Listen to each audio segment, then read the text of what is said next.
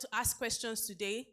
We want to provide answers to these questions, answers that will help every state to power up their own energy story, both literally and figuratively. And as the Yoruba people say, Tile banjo a kì í fi epo sí orí ẹ̀. When the house is on fire, you actually don't waste oil on the chicken. And what that means is that the time for hesitation is over. The time for urgency is now. Once again, please let me powerfully welcome you all to the Business Day Energy Conference. I stand before you this morning as the MC for this occasion, and I would like to welcome you all very powerfully. Please put your hands together for yourselves this morning. And before we power through the conversations and I welcome the publisher for the welcome address today, I'd like you to please get up very quickly and let's do something that I'll call a power identity game. So I want you to get up, identify someone, not the person closest to you because that's very easy. Identify someone just somewhere separate and then introduce yourself in how you like to be addressed, in the energy sector. So I'd like to introduce myself as Elizabeth. I'm a broadcast journalist and I identify as solar. The reason I see myself as reliable, I see myself as quiet, and I see myself as always looking for the sun. So please get up and find someone. You can start thinking about it now.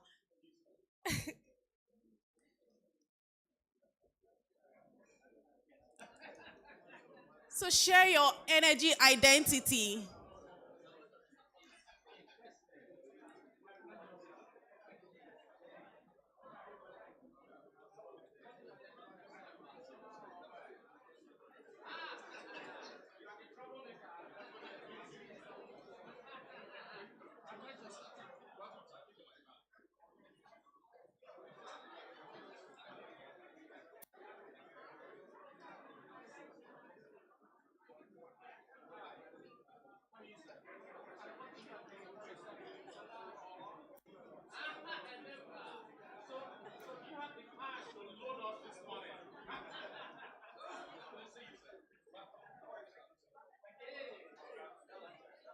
Okay, let me introduce myself. Good morning. My name is Elizabeth. Like I said, I like to yes, solar, yes. But what are you?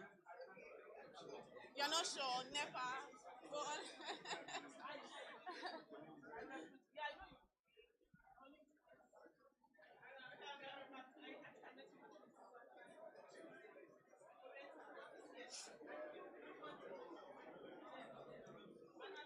All right.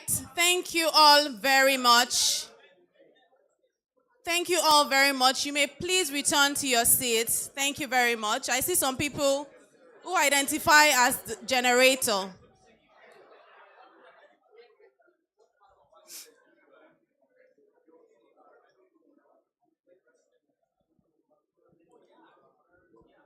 Thank you all very much. You may please be seated. Thank you.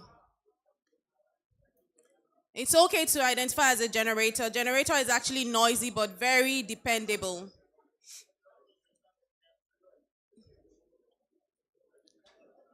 You may please be seated.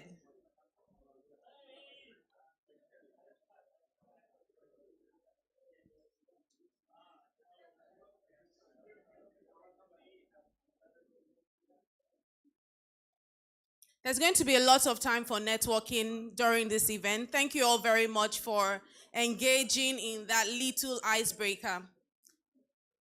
We'd just like the few people standing to please be seated. Thank you very much.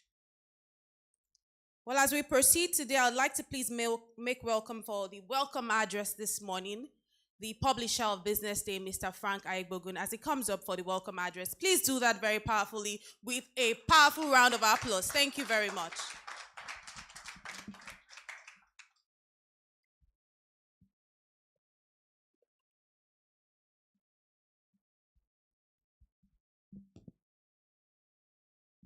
Good morning, ladies and gentlemen. I would like to acknowledge the presence of a very good friend, the Lagos State Commissioner for Energy and Mineral Resources, Mr.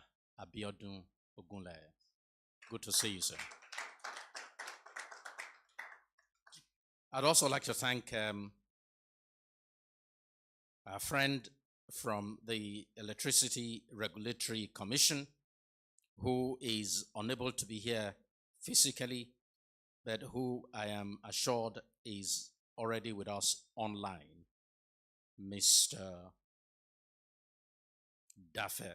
Well, I call him Daffer, but I think it would be good to acknowledge him in his full and formal capacity as Commissioner for Legal, Licensing, and Compliance, Mr. Daffer Ekbenaya.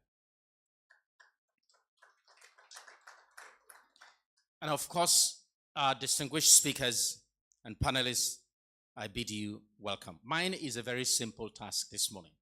It is to formally welcome you, to join the welcome that has already been expressed by my colleagues. BusinessDay is very delighted to be able to join with JMG this morning in staging this conference. So, Rabbi, I welcome you and thank you for your support.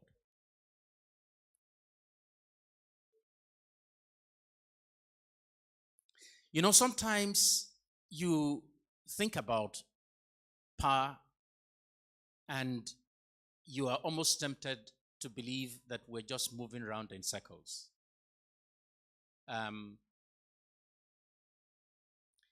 was at a meeting in Lagos in the late 90s. I'm not exactly sure. It was a meeting called by the IMF and the World Bank. And they had some people who had come from the Philippines. At that time, Nigeria's situation mirrored that of the Philippines. The World Bank and the IMF then were offering to assist Nigeria, and they had a very interesting concept of building small power generating capacity across the country as first phase, whereas the second phase would then move on to consolidate, grow and expand these capacities, and then have large generating capacity across the country. We disdained the offer that was made. Philippines accepted the offer. And it's 9-10 years since Philippines has been able to offer regular, affordable power to its people. In Nigeria, capacity, at least capacity delivered to the grid, is essentially where it has been for the last 10 years. Forget the noise we make about how we increase something here and increase something there. So there is something basically happening. There is something that is hindering us from making the progress that you and I desire in Nigeria. And in my view, it's policy. Policy, policy, policy.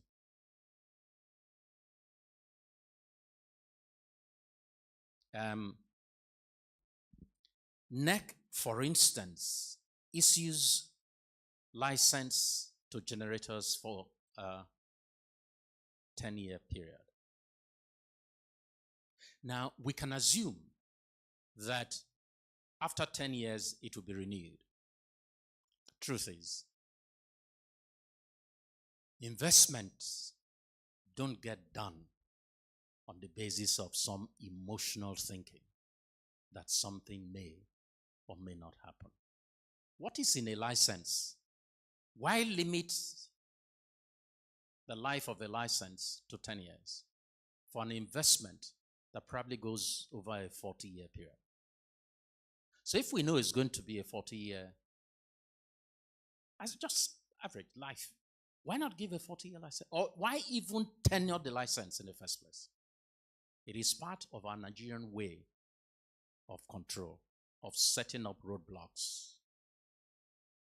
to ensure control. It is certainly not to incentivize investment, because that is a wrong way of persuading an investor who's already wearied either to make a new investment or to expand an existing investment. So for me, problem is policy.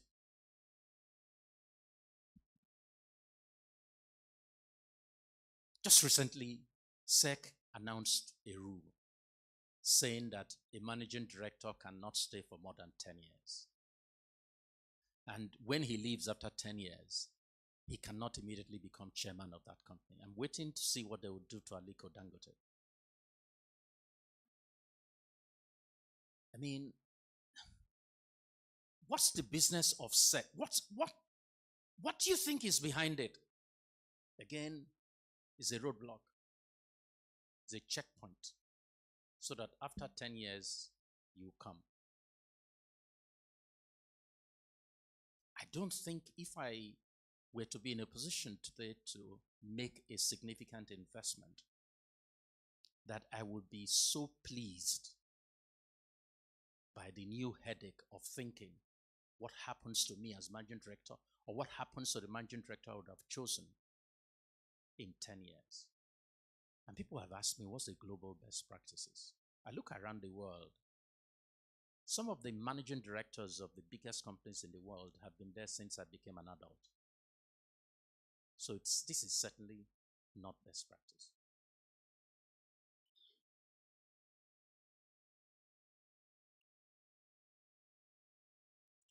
We have a tariff system today that I continue to ask myself, for whom or for whose interest is this tariff system?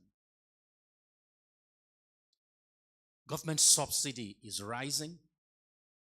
Band A people are seeking to flee from the greed and generate their own power.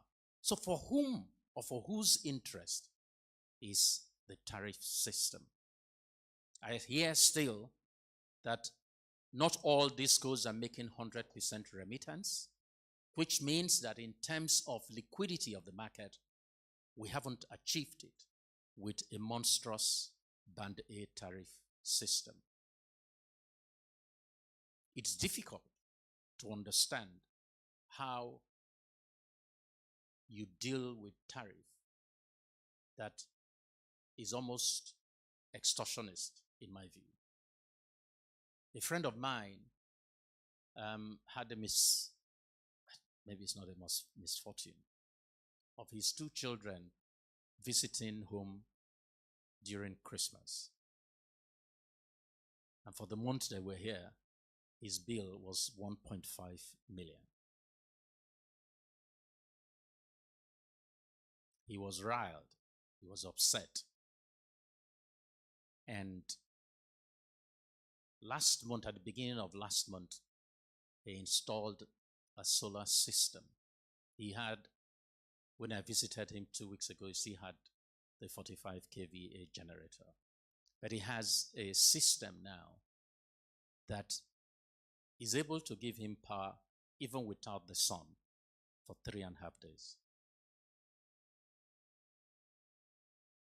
And he said to me, when I visited, Frank, I'm off the grid. It turns out, after I had left, somebody that we all know visited him, and he's connected to the electricity sector. And the generators were all around, but his was silent. And the gentleman asked him, what's going on? Where is your power coming from? And he said, oh, I have a solar system. This is a man of will, of means. As we speak now, a solar inverter system is being installed in his house and office in Ikoyi. What are we seeing? those with means are joining the big manufacturing companies to flee the greed. They are leaving you and I completely vulnerable. We are now paying for the mess that we have induced through policy making. Honestly, I am not sure. I don't know what the average age is here, but I am so sure that reliable power will not happen in my lifetime. Might not happen in my lifetime. Well, the commissioner is joining me. He says he does not agree. He says he does not agree with me. The truth of the matter is, the way our power sector is evolving, if it were a vehicle, it will not do half a kilometer in a whole day. The way our power sector is evolving. That's the experience that I have had. I don't know what experience you have had. Mr. Commissioner, we are glad you are here today. You will tell us why you don't agree. If I would challenge you, for instance, one of the things that struck me, and I spoke about this with the Deputy Governor of Lagos, I expected Lagos to have been the first state to have its own electricity market. And I asked him, I said, what's going on? And he gave me a long story. Now, it is not unique. That story is a Nigerian story, and it will continue to hobble the power sector in Nigeria. It's not a prayer. I'm just telling you that that's what I expect will happen. God giving us life, we will watch, Mr. Commissioner.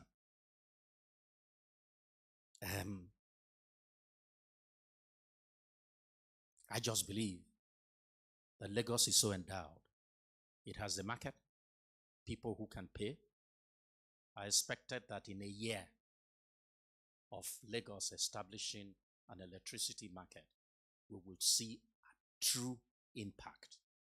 I don't know whether it's a year yet, but I don't imagine we're going to see a true impact in a year. The commissioner will tell us more. If you ask generator sellers today what they think, I'm not sure they see the end to their business. If they don't see the end to their business, so what are we talking about? Are we dreaming? More and more generators are being imported. In fact, there are new businesses, there are new people who are setting up businesses today to import and sell generators. And you tell me that they are out of business in a year or two? Not sure. In 2014, there were 20 live power projects in Nigeria. They've all disappeared. Why? 20. Now, power project is not like buying a bicycle. It takes a lot of courage, and where you find the courage, you have to find some crazy people who are willing to put the money down.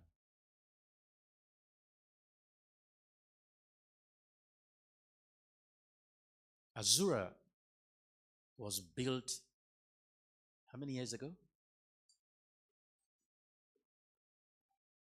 Have you heard of any other project of that size coming up anywhere in Nigeria?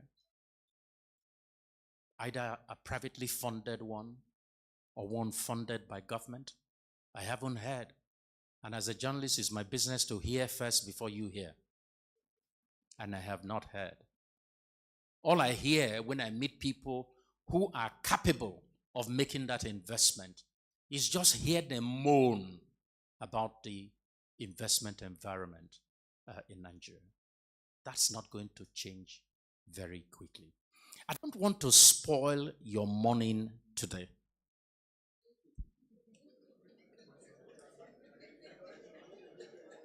I have I have a business that I do as a journalist, and that makes me exceptionally cynical. Because I have found that in Nigeria that even conventional wisdom can be wrong in Nigeria sometimes. So I learn to be cynical. Even when you show me a dead corpse, I will ask you, where is the doctor's certificate? How did the corpse die? Are you sure he's really dead? How are you sure? That's what I do every day. So I may not have the opportunity to ask a question after the commissioner has spoken, but I'm sure that there are many of you that would have the opportunity. And I hope that this morning I have stirred your imagination to challenge the assumptions that the commissioner might make, whether it's Mr. Gule or, of course, Dafe, when it's his time to speak. Once I asked Dafe, when someone complained to me that they have excess capacity in their company and they would like to sell some, and he wanted a license. And I asked Dafe, why shouldn't you give such a person a license in 24 hours? Tell me why. If you give me license for power and I don't produce, what does it mean? Just another one of those dead things. But there might be a chance that I will actually have that power available and be able to distribute it. Why should it take months, sometimes years, to get a license for something that you need so urgently? Ladies and gentlemen, we're here because Rabbi invested in getting us together this morning. Let me get out of the way so that the conversation can start. Thank you very much.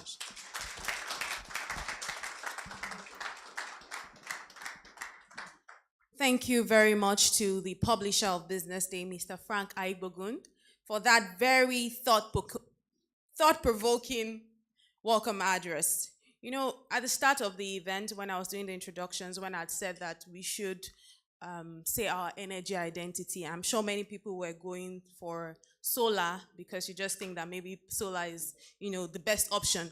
But the truth is, you could actually identify as a generator, because though it may be loud, but it's very dependable. You could actually identify as PHCN, because though it may be in and out, but it's actually a big part of the story. And as we proceed today, I'd like to please make welcome for the keynote address, the Honorable Commissioner for Lagos State Ministry of Energy and Mineral Resources. And he has over 20 years of experience, including being the CEO of PowerCap Limited. He has championed transformative energy projects across Nigeria's power value chain. His leadership has driven reforms in energy generation, transmission, and distribution, and he has supported sustainable urban development through consultancy work in Lagos and Rivers states. He is a key advocate of electricity sector privatization, and he was instrumental in resolving the AES barge power contract and advancing public-private partnerships. Under his tenure, Lagos State achieved major milestones, including the passage of the electricity law for 2024, and also the creation of new engineering cadres and the development of the integrated electricity policy and the launch of the Clean Lagos Electricity Market. He also convened the first Lagos Energy Summit, and he continues to stir innovation and sustainability while playing a vital role in Governor Sanwo-Olu's Energy for All agenda. Distinguished guests, ladies and gentlemen, please join me as I make welcome the Honorable Commissioner for Lagos State Ministry of Energy and Mineral Resources, Honorable Biodun Ogunleye.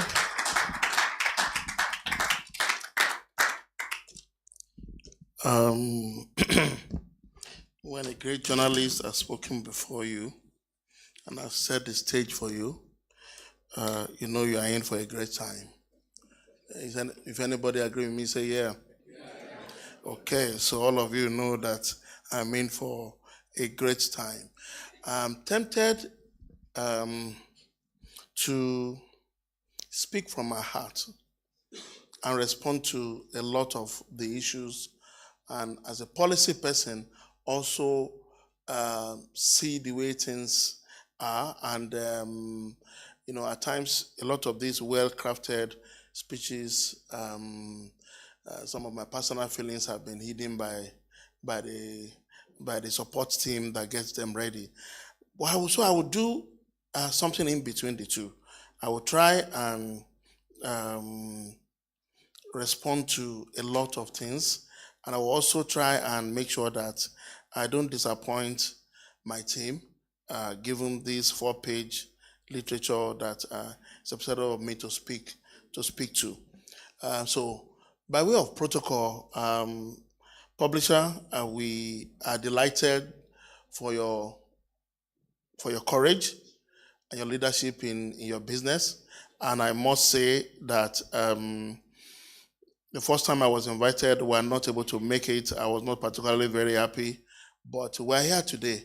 And you have given me 15 minutes. Expect that we'll spend about 30 minutes of very useful time. Expect it. And if at any point I'm becoming boring, you can show me the door. But I can assure you that you will not find 1 minute boring. Commissioner Daffy, if you're hearing me, I'm delighted to always be around you, because you're a man that speaks the truth always. And no matter how difficult it is, you stand by the law, and you are such a great gentleman. My brother in the trenches, Tujoke, I don't know if you are also hearing us. We look forward to your conversation. Kolako, welcome on board, bro. I have nothing to say to you yet. My first contact with Mr. Okeke, we disagreed, because he doesn't understand some of the things I'm saying. And I will still say some of those things now. And I believe by now he has gotten used to some of those things. And people are now seeing possibilities in some of the things we are saying then. So you forgive me if I say things that you are not particularly comfortable with. One of my most dependable and unusual friend is son, Barrister Eson. Is not here, but I'm sure either he's watching us or he's going to get a feedback. I always count on his free legal support and all that. He's such a brilliant lawyer, and may God continue to bless him. I'm not sure I've met Dolu before. Okay, so we're meeting for the first time. I'm a very unusual man, but forgive me if I'm calling you by your first name at the first encounter. MS, the partner, Olaniwa Ajayi, MS Odeyinde, I guess you are here. And then, Rabbi, thank you very much for putting this together as you have been told. And as a strange guy that I need to let you guys know, he likes to hide himself always. He's also the MD of New Hampshire. He's been my friend in the trenches. The last 8 years, I think, thereabout, we've had to work together. Some of us have been around for about 30 years, insisting that it's the private sector that can make power happen in Nigeria. Some of us are one of those people that inside, that NEPA office, and we have to go and explain to unions. We have been employed by BP to come and explain to union. And those guys, only God knows where they got this special brand of rotten eggs.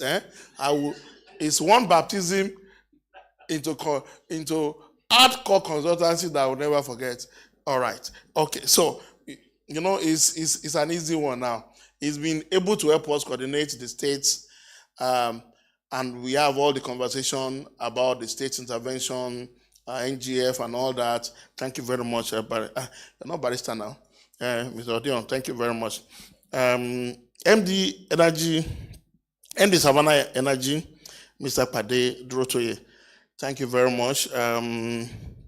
Chineye, thank you very much. I don't want to say what I will call you here, but don't worry. Thank you. And the country manager, Empower New Energy, Mr. Robo Igu. Thank you very much. Good morning. I bring you warm greetings from Mr. Celebu, my governor, His Excellency, who luckily tomorrow is his birthday. Mr. Babajide Oluchola Aduragbemi Sanwo-Olu, our great leader who has an unwavering vision for energy security and inclusive growth, and who will continue to shape bold policy shifts in our state and inspire broader national conversations.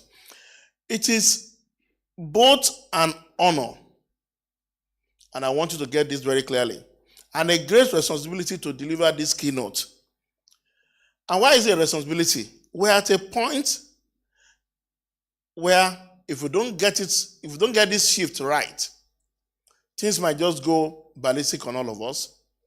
And if we get it right, all of us can, somewhere down the line, clap for ourselves and be saying, 4 or 5 years down the line, we did it together.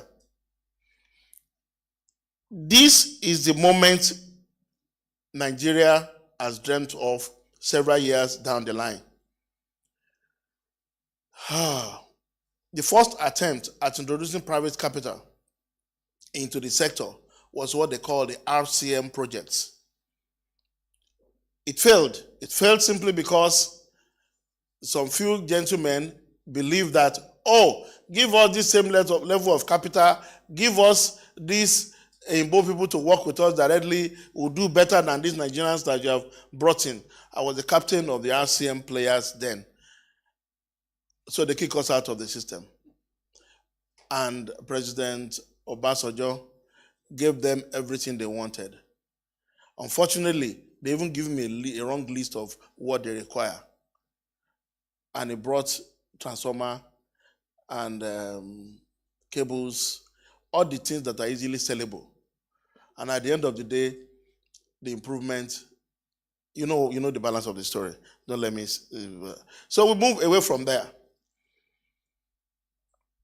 We are going to privatize. We are not going to privatize. Somebody decided to turn the dial completely. No privatization in this regime. The minister that did it is still alive today. Whether I can stand like this and talk to an audience like this, I wish him the best of luck. So I'm going to encourage everyone. I'm not cursing anybody, but if you dare think you will continue to oppress the Nigerian people anyhow, I'm not laying a curse. Just know it that there is something further down the line that will punish you yourself. I won't say more than that. Amen. Thank you very much for that, amen. For that, amen. Thank you.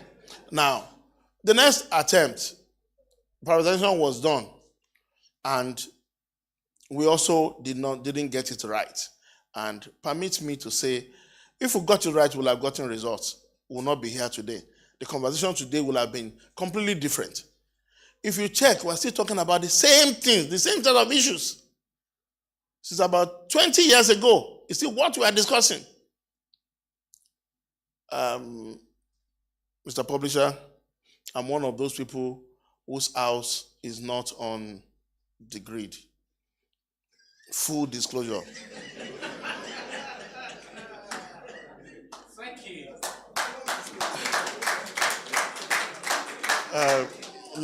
Mr. Publisher, let me also announce to you that I was already moving into full retirement. Full, not partial retirement, because the sector has frustrated my brain. I've moved from investment banking. I thought the best thing to do is to contribute my own whatever to the power sector. But the frustration, Well, now die, you got it. So I just decided that let me just build myself a nice country home, a nice one in the city, and both of them were designed to run without the grid. But somewhere along the line, Mr. Sanwo-Olu, I was part of his, what do they call that thing when they are going into government? Transition committee and all that. But somewhere along the line, I was not part of cabinet. So when there was an opportunity for him to select another person for this role, he called me up. And after all the screening and all that, I'm here today.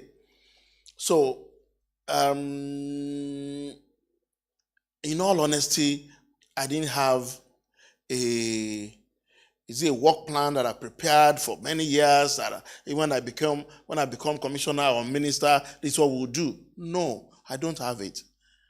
But we had one beautiful document. Do you know that beautiful document? Are you sure you guys don't know it?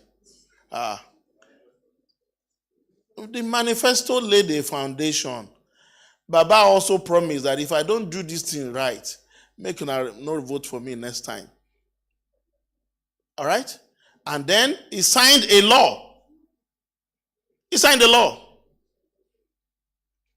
He signed a law. All right? When he signed that law, the law he signed was premised on the law signed by his predecessor that allows states to do a lot of things. Now, he now signed the further law that says whatever state does in this area overtakes whatever they are doing or what they have done. Are we agreeable on that one? After that has been done, the next thing you now see is that what in political grammar you call vested interest now kicking. When they have tried everything possible with the legislators to stop a lot of things, and things could not be stopped by the legislators, and I won't lie to you, we wasted a lot of horrendous resources on both the federal and the state process that I'm aware of. I arrived at the point when the federal law has been passed, the state law, we had a window to make some modification. All right? So that is my story. So from that point upward, let me come back to the test you have given us. The theme is from central grid to state powerhouses, charting a new course for Nigeria's energy sovereignty. Yes, this is timely, it's fundamental, but I plead with everyone, let's approach with caution. I have a background in investment banking. I've been in this industry for a while. And if I want to be honest with you, yes, I have an idea of what needs to be done. But if we also don't do it with tact and responsibly, we might just muddle everything up.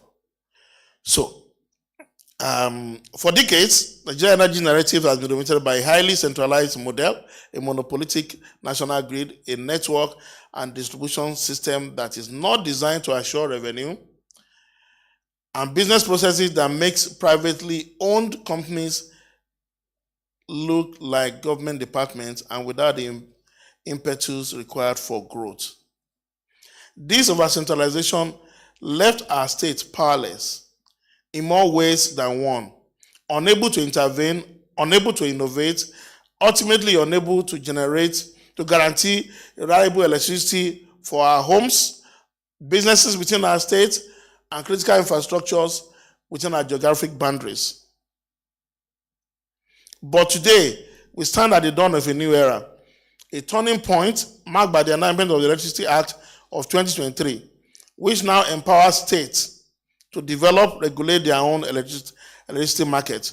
For the first time in Nigeria's history, states are no longer bystanders, are no longer expected to be bystanders. We are now expected to be active architects of our own state's energy future. To guide this conversation further, somebody saw my post yesterday. I'll be speaking here, and the person shared a post with me. Please, may I seek your kind permission to share that post? Can we go with the post? Are we able? Please play it. Thank you. I want you to take a look at this video playing. Take a very good look at that video. Now, when so many of you look at that video, what you are seeing is a video of two countries, Iran and Israel, bombing each other. But what I'm seeing is that despite the fact that they are in a war, there is still light. Yes, they have light. In my country, Nigeria, small rain, NEPA go take life for Don't make I 1 block week. my. Don't make I come out here. Disco people, my apologies. Oh, make I know. Nobody should block my path. Oh, But you know, the guy was saying small rain, small water, small wind, small breeze. What's it going to happen? See. Let's be honest with ourselves. There is a need to build resilience into our power system. And this is money. There's a need for serious cultural shift. I grew up in a family you can call a NEPA family. And I keep repeating this story. All my uncles and aunties, they're always like on 24 hours duty. I've seen many people abandon their bear. I've seen many people abandon their meal and jump into their car and run out of the house before. Because they have just received a call or their radio has just come up and they are hearing something on the radio. They need to go and join wherever the team is. But today, 5. NEPA office is what? Short. They're closed. Permit me to use Lagos as a case study in this reimagination of energy sovereignty. And I hope this title was not brought out of, maybe somebody got to know that I was part of student union activism and all that. No, this is, we can't play unionism at this level. We have to talk gentlemanly and make sure we arrange our things very well. Now, why are we saying we should use Lagos as our best whatever? We are the most populous city, we are the commercial center for Nigeria. We bear the largest brunt of the energy insecurity. We are 22 million and plus and still counting, and nearly 40% of Nigeria's industrial activity. We use about 50% of the nationally available capacity, and we pay about 60% of the revenue. And if you appraise it across Africa, if we have been a nation, to the glory of God, we'll be like the 6th nation in Africa. So there are implications when Lagos economic activity, productivity, and all that comes with having good power supply is denied the city. And I want you to imagine if you and I are able to save 30% or 40% on whatever it is we are spending currently on the dirty fuel that we all currently deploy. I also want you to check out, we had a study, it was all over the place, Gent studies. It illustrates the fact that this city and its citizens would do a lot better if central provision of electricity and all that is well provided. With 20 gigawatts of capacities that are locked up everywhere, if those things can just come as 20 engines, we will never need to put up more than 5 to 10 of them sustainably, and the whole city will be powered. But we are just a people that are so accustomed with waste. The same scenario, all my neighbors, gradually I've convinced about 4 of them. They have all put up their own solars too. I have my generator there. I have my EKDC connection there. But you know the truth, I can't remember the last time I used the generator or the last time I used the EKDC. It's even an automated panel now. I just synchronize everything. But I know my solar is always everything. Water heater, deep freezer, and my wife has about 4 of them. And, microwave ovens and all that. All of them. Initially, those things cannot work on these systems. But today, these guys have perfected the system and they are working. So, Lagos never waited for perfect condition. We have embraced the philosophy of energy pragmatism and structural reform. In December 2024, Governor Sanwo-Olu signed into law the Lagos Electricity Law, a landmark legislation that establishes, among others, the Regulatory Commission the Electrification Agency, and the Lagos State Independent System Operator to facilitate grid management and power flow for intrastate networks. We are working relentlessly to ensure that we create a clean Lagos electricity market that allows Lagos to attract investment into generation, transmission, and distribution from both renewable and gas-based sources under a state-regulated market structure. The goal is clear: to create a resilient, decentralized, investor-friendly electricity market that guarantees reliable, affordable power for all Nigerians. Why is this a national imperative? Yes, Lagos has been the early mover. Yes, Lagos has said a lot of things. When we said before that 100% metering is possible, they told us that it's not possible. Now we are hearing that, well, we all do 100% metering. Please clap your hand for Lagos. Clap your hand for us, whether you like it or not. I will locate your house, so you will not get meter. If you like, don't clap for me. When the meters are coming, I will geolocate your house and I will ensure you don't get meter. 100% metering is possible, and we can do it in our lifetime. Once people are assured of the source of their revenue and they have line of sight to the revenue that we're talking about, more investment will flow in. Whatever it is that the discos are doing today as revenue, if it's properly enhanced and if they're also properly empowered, we project that you will see between 3 and 4 times that value coming on the market within the next 2 years. And it's a very simple analogy, and I can defend it at any point in time. So, one shoe will not fit all. States differ in energy needs, resources, and capacity. A decentralized model allows each state to optimize its strength, be it hydro in Niger, solar in Katsina, or gas in Delta. It supports innovation. Localized regulation and competition will foster creative energy solutions, mini-grids, smart metering, captive power, and DERs, all tailored to the unique realities of the state.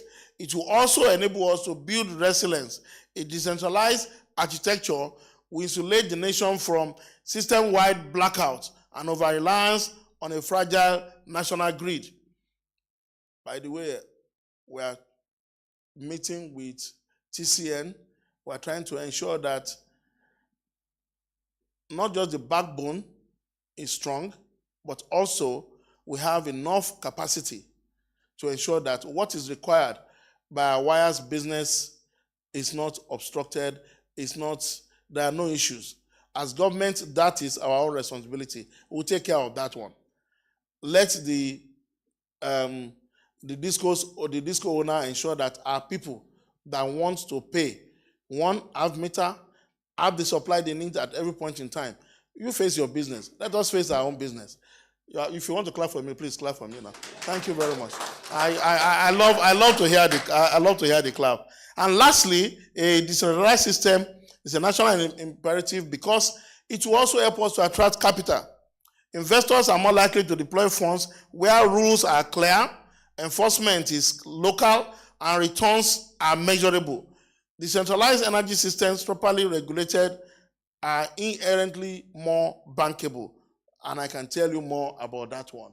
I spent 20 years in investment banking, and I have a nice record with, I only have one bad transaction.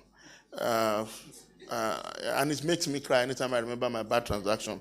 Okay, so what do we need to do to ensure this energy sovereignty becomes a thing that we all experience? It's not merely a devolution of power generation and distribution, but it's about control, accountability, inclusion, security, and open access to all. Very difficult pill for people to swallow, particularly that last one, open access. My apologies. But if we must do it, let's do it the way they always do it, so that it will also be well with us. Where's my lady that was trying to speak Yoruba at that time? If I say this one in Yoruba now, they may think I'm consulting the far here. But what I've said simply is that let's do it the way it's ordained in other good markets, so that this will also work out well for us. So, for us to have true sovereignty, what needs to happen? Number one, you give local communities and states a say in how energy is generated, priced, and distributed. We design systems that reflect local realities, and not bureaucratic abstractions. We build capacity in subnational institutions to regulate, plan, and innovate independently. We prioritize energy access for all, especially for the poor, the peri-urban dwellers, the small and medium-scale businesses, and the informal sector. It also means aligning our energy system with broader goals: decarbonization, job creation, industrial growth, and climate resilience. But I must warn of the possible disruptions of these initiatives. It will be very disruptive. A lot of people are used to earning their money in a particular way, and we are saying, no, this is not your money. The money belongs to the market, and the market must settle. A lot of people are used to waiting for subsidy to come before account can be balanced. We are saying, no, accounts must be balanced periodically. So, initially, we were tagged as enemies of the state, enemies of the discourse, but now we have started talking. People are understanding what we are saying, and I believe by the time we are able to enter this marriage very well, and they understand what it is that we are talking about, that impossibility that you are thinking, you will tell me that it looks as if we are making progress faster than you envisage. And I believe so. And I believe in your lifetime, sir. We will gather to celebrate in this city. 50% of the city have not experienced any blackout. In first celebration will be in 100 days. 50% of the city. Yes. Yes. Why don't you have faith? Why don't you have faith? No, we are not going to be off grid. No, we are not going to be off grid. Okay, you want me to tell you the trick? Once the discos agree, they will agree. They will agree. They will agree. Sir, they will agree. I thought people would chorus with me. Amen. They will agree. Please, not only pray for me. You know what? You know I'm a union man. The day they say they don't agree, I'll go on national telly and say we'll switch off our power between this hour and hour, so that they will know that we have power. Just cooperate with us. Once, it has happened before in other countries. Once we switch off for 1 hour, nobody's consuming their supply for 1 hour, they will listen to us. It is not a very tough something. We have so many substations with enough spaces where we can put a lot of assets that will generate directly into embedded networks. There are two different issues. Cost will deal with cost. Lagos is already pursuing from federal government what we call a Lagos gas allocation. If we get Lagos gas allocation, we are targeting about 50% of the 9 naira that is currently available with our seller.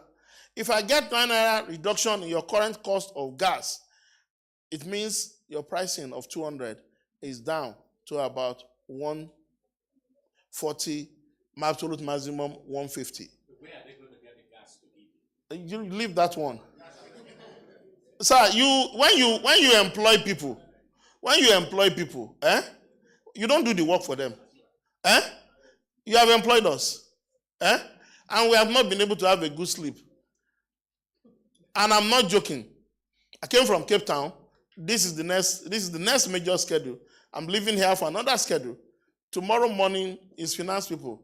The whole of tomorrow is finance people. Next tomorrow is TCL. So, listen, we are working around the clock to see this possibility possible. It is not impossible that we experience. My house is on 24/7 supply. My mother-in-law is there. She doesn't know about NEPA again. I'm sorry. Okay. But it is the truth. All the fridge and freezers. I can't remember the last time we have had to. Do you have that experience? I mean, we have to go and throw away all these things. So, they have over. You know what I'm talking about. So there's zero wastage. So it's going to happen. And I know the discos also want more money, but they want to be assured that they are not going to wake up and find out that they cannot pay their bank loan, they cannot meet up with their lifestyle, they cannot do this, whatever. No problem. See, in this business, I'm sorry, but there's something that is called the assets that you need to operate your business. For as long as what you are recovering is within that asset, they should count me in and behind them. Because tomorrow morning, or I could even have been them. And there's something about, what do they call it?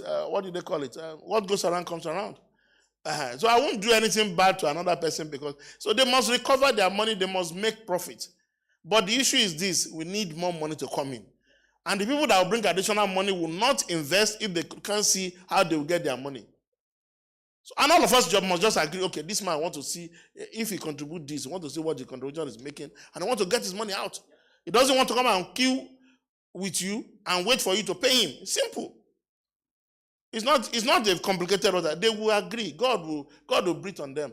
And all of you who are friends too, who are also looking forward to that day, you also pray for them and work with us to make sure that that is possible. So the challenges on the road ahead: regulatory overlap, coordination gaps, the urgent need to build technical capacity in the state, financing, especially for states with less fiscal headroom than Lagos.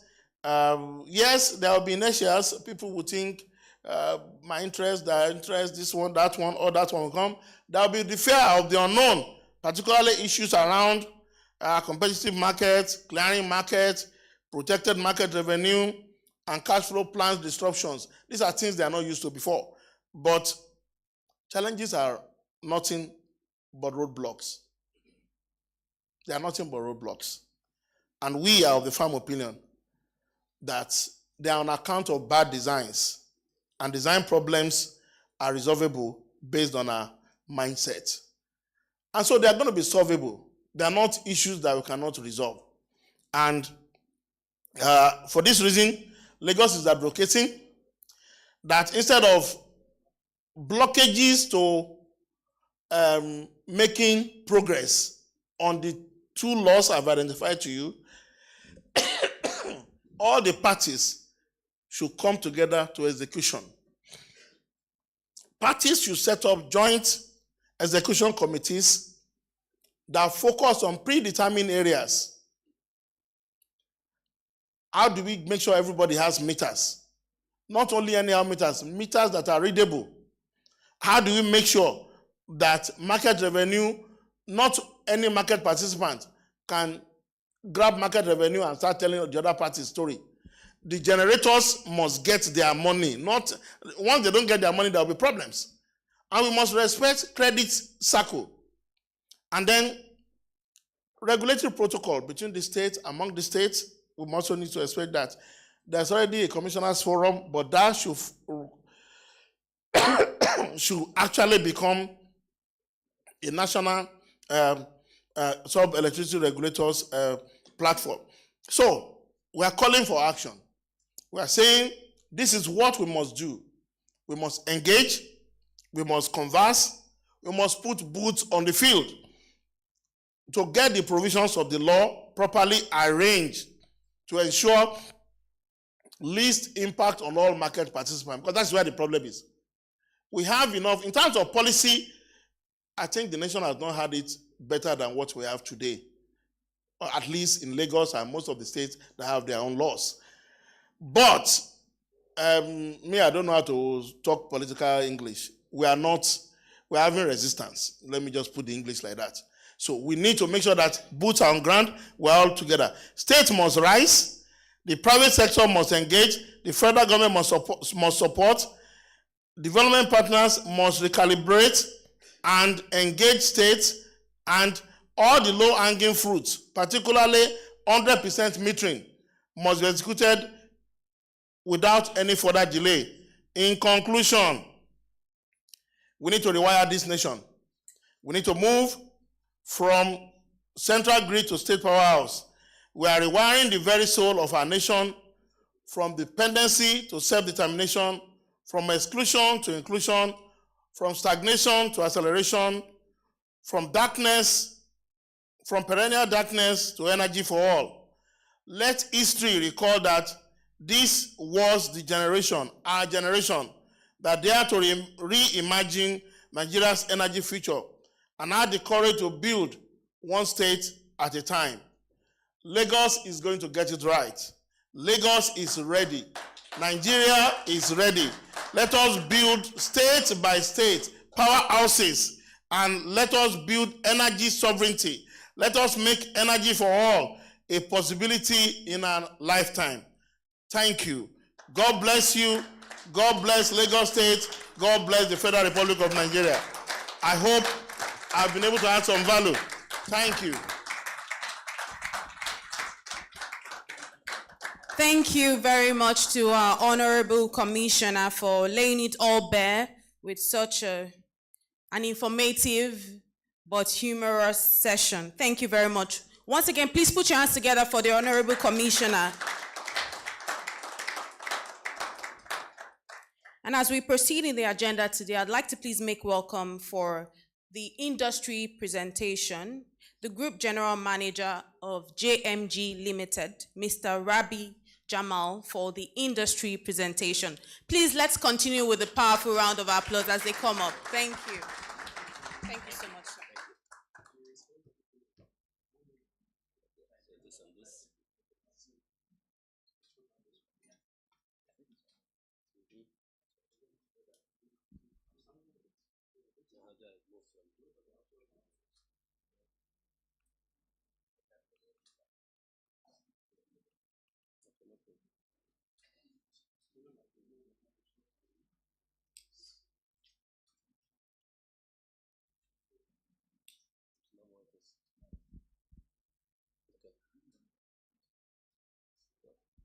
Good morning, ladies and gentlemen.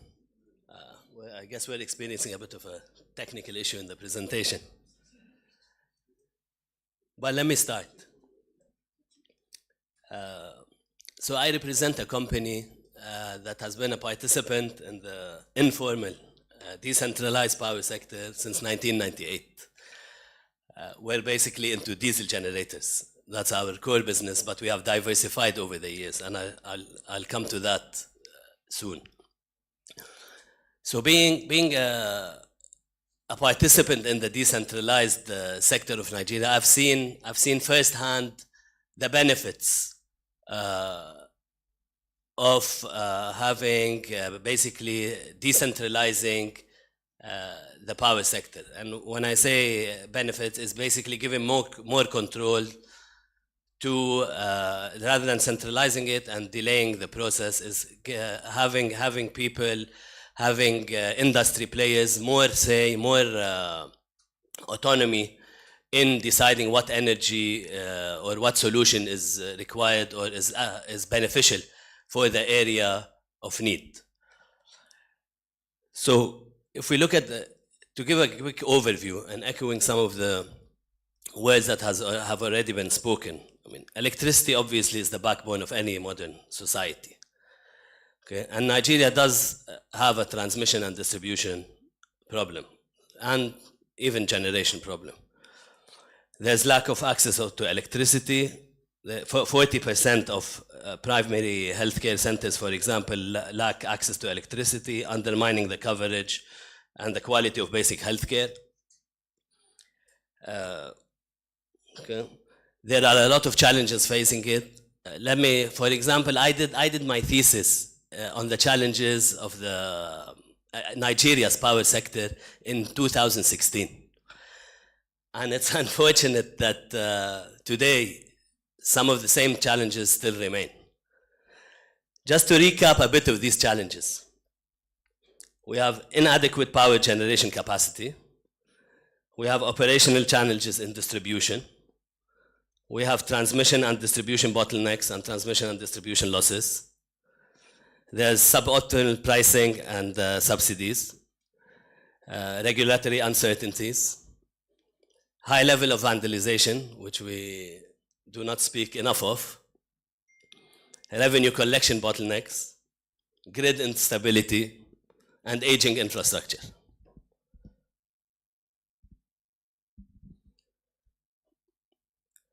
So, in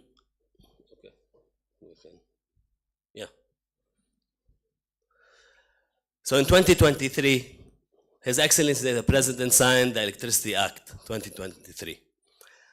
This empowers state governments to participate in areas of transmission, distribution, generation, giving them more autonomy in deciding on the, let's say, the system that better suits their territory.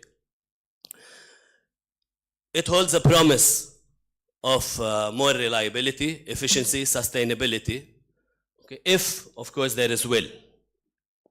And this is the major question. Again, I said I'm a big believer in decentralization, okay, because we've been participating in the decentralized power sector through the equipment that we sell. So what are some of the benefits?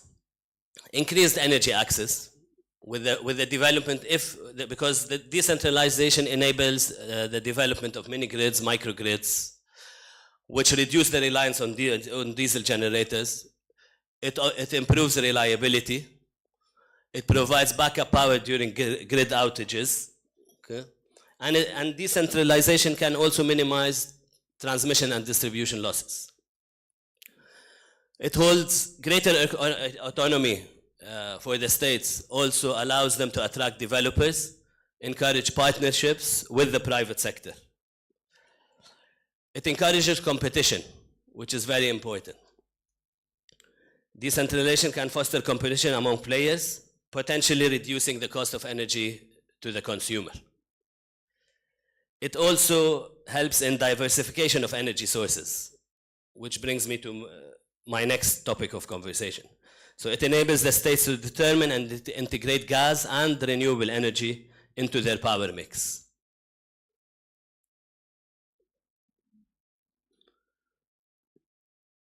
In my opinion, okay, I think renewable energy will hold an important part, or it will be a major contributor in Nigeria's power sector. The country has abundant sunlight. It offers clean, sustainable, and climate-friendly options. It is scalable, and this is very important. It can be expanded as load increases. It creates green jobs, okay, and builds local expertise. And it can be accessed by private, commercial, and industrial communities.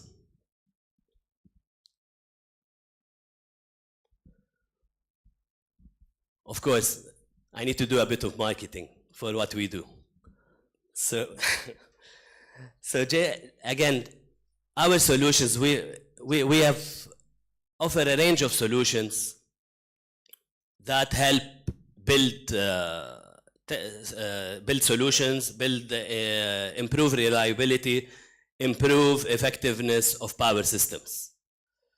We are into conventional power, gas and diesel, but more importantly, we've made strides in renewable energy. While our company has been known to be a major player in conventional power since 1998, over the past 2 years, we've put most of our focus into expanding our renewable energy capacity. We also focus on electrical infrastructure, low voltage, medium voltage systems that offer protection, automation, and distribution technologies. We offer air compressors for power plants that help operate the pneumatic systems and help start up power plants. We're basically a full EPC company offering engineering, procurement, and construction, but we also offer energy as a service in the form of power purchase agreements and lease to own agreements. Our vision is to become the top provider of electromechanical solution, offered unrivaled safety, comfort, and energy efficiency in places where people work and live. Over the years, we've established an extensive portfolio of partnerships with global leaders that are participants in electricity sector and the power sector. Some of which are Caterpillar through the F. Wilson brand, Mitsubishi, Guascor Energy, which is a Siemens part of the Siemens Group, ABB, Legrand, DEI Inverters, Longi Solar Panels, and Kaiser Compressors, to name a few. Talking about decentralization, JMG has supplied over the past 5 years alone over 1.8 gigawatts of combined power output to the C&I sector. And this is why I said I'm a big believer of decentralization. We support the power needs of over 2,000 plus customers every year, new customers every year, with different capacities. We have a workforce of over 1,000 staff around the country, and we have a national presence. Some of the projects we have done include, I just selected a few in different technologies. We've done the compressed air systems in Egbin Power Plant. We've supplied solar equipment to NIPCO. We have a gas power plant, 4.5 megawatt gas power plant for NGPET. We've done the solar power system for Anambra Government State House, and we encourage more state governments to diversify their energy mix, which will bring down the electricity cost and enhance the reliability of the system. And last but not least, when we found out that the primary healthcare centers lacked access to electricity, we made energy access as part of our CSR strategy. Last year, we supplied solar power system to Bariga Healthcare Center, and we plan to continue this effort and supply more healthcare in collaboration with the states and with different stakeholders. In summary and in conclusion, we are moderately optimistic with the policies. I'm not a policymaker. I will not claim I'm an expert in policy, but I do understand the technical challenges of Nigeria's power sector. And we've been participating in this sector for a very long time. Decentralization holds promises. It can be a success if there is enough will by the state governments. It is very important to encourage the private sector to participate, to bring know-how, to bring investments, and hopefully we will get there. We will get there. Thank you all for your audience.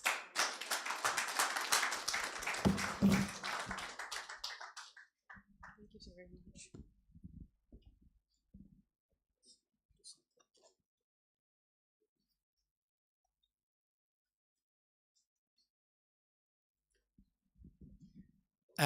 Ladies and gentlemen, we're going to vary the program slightly, and I hope you will pardon us.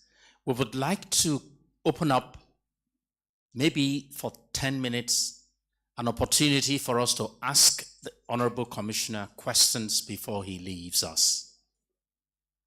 Given that he is the topmost policy person with us this morning. So without wasting any time, we will permit 3-4 questions to the Honorable Commissioner, Lagos State Commissioner for Energy and Mineral Resources, so that we can at least have some more understanding, not of what we have seen, but what we should hope to see. Thank you. There's one hand up there. One here. Okay, I'd like to take a lady. Where? Okay, that's how many? 3? 1, 2 ladies, great. Let's start with the ladies. Sorry, here and there. And then we'll take I'll come to you, don't worry. Yes.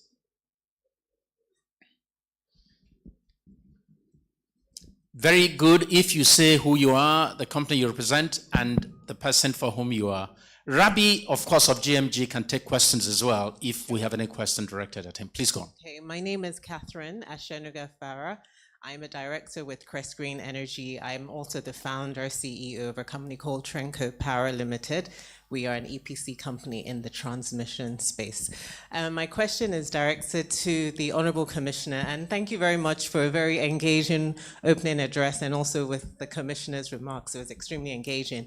The question that I have to ask is sort of related to what you said about generation licenses. So we are on the cusp of setting up a renewable energy project, but in the rural community. So it's sort of an impact investment. Obviously, we would need a license to generate because we're looking at a renewable source of energy. So my question is, how long will that process take? If I go to the Lagos State Electricity Board and I want to set up a power plant using either wind or solar, how long will it take for my company to get a license? Thank you very much. Thank you. Yes. How long will it take if they were to approach the Lagos State Electricity Board for a license to generate power? Yes, please. Yeah, my name is Victoria from NESCO, Nigeria. Okay, so I want to ask, about hydropower in why can't we make it of our shoreline, especially the Ibejuleki shoreline? Why can't we, especially the wind? Why can't we just make use of it and diversify to hydropower? Thank you. Why can't we leverage wind on the coastline? Our gentleman there, and then we'll come to you, sir.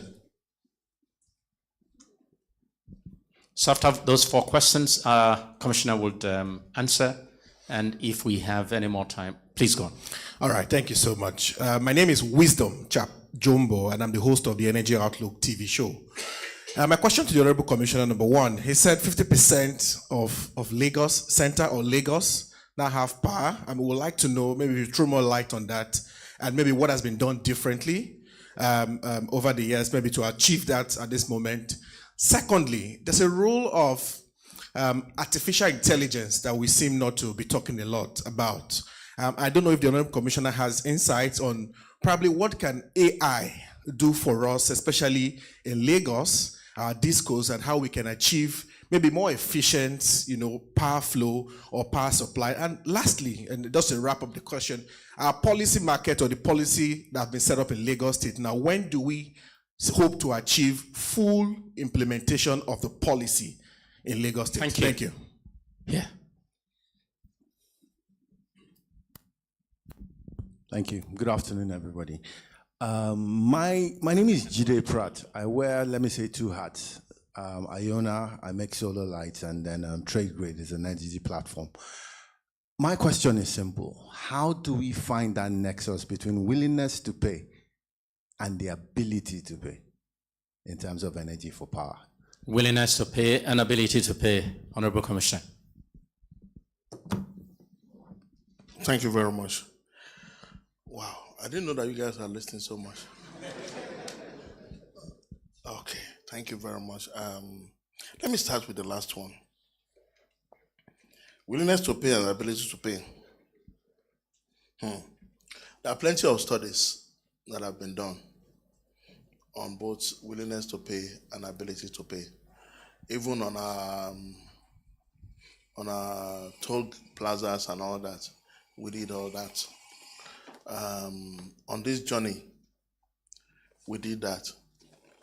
But we ask ourselves, how real is this study?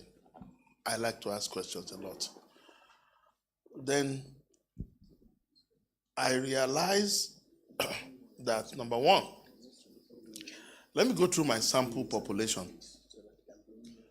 And the people that conducted the study, they are conducting the study mostly in urban, peri-urban locations. And I say to myself, does that say anything to me? And for me, it's more of the people that we think are not able to pay. But I know of people that live in mansions as an SCM operator, that live in mansions and they don't want to pay. I hope you understand what I'm saying. So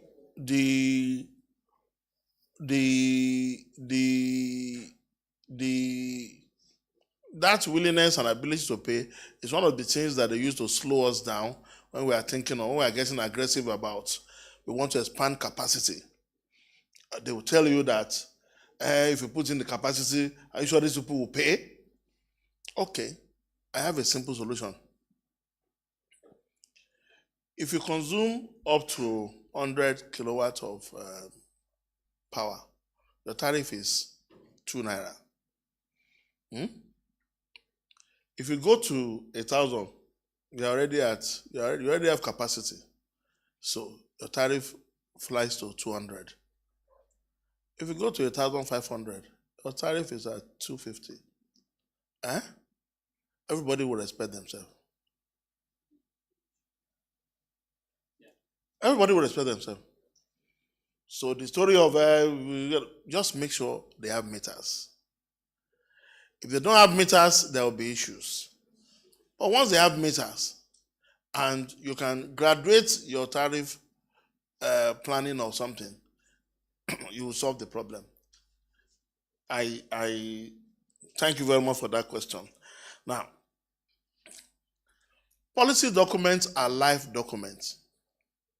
They do not, if you set me a deadline as to when they will be, you can only set me a deadline as to when the policy in that area will be in place.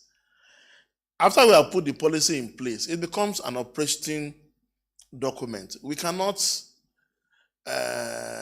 control the life of citizens and the life of operators to ensure that they do it right. But there's a regulator who also has the mandate to punish people, to ensure that people behave appropriately. So forgive me if I would disappoint you by not being able to set exact time frame but what I think you want to ask will be most of these initiatives that people are not used to. What is the lifetime, or when do we expect that a lot of this will go live? I think that may be what you want to ask me. And I will respond to you on that one by saying, see, nobody is going to run away from the other. Me and Mr. Okeke, we are going somewhere, whether he likes it or not. It will continue to produce in this market. It will bring more assets to this market. It may not like my new pricing model. It may not like the way I'm guaranteeing his payments now. But it is not my intention for him to leave the market. It's also not my intention for any of the discos to say, these people are very bad people. No, not at all. I mean, before this task, we have been friends. A lot of them, I'm contractors to them. I used to be contractors to them. So is it now that I have a task, I'll say I don't know my friends again? No, I'm not that kind of character. And we must do things for sustainability's sake. So we recommended committees, conversations, hands on ground, Our beautiful law also have a provision for us to sandbox things. That means we'll test things, we'll agree on the best way forward.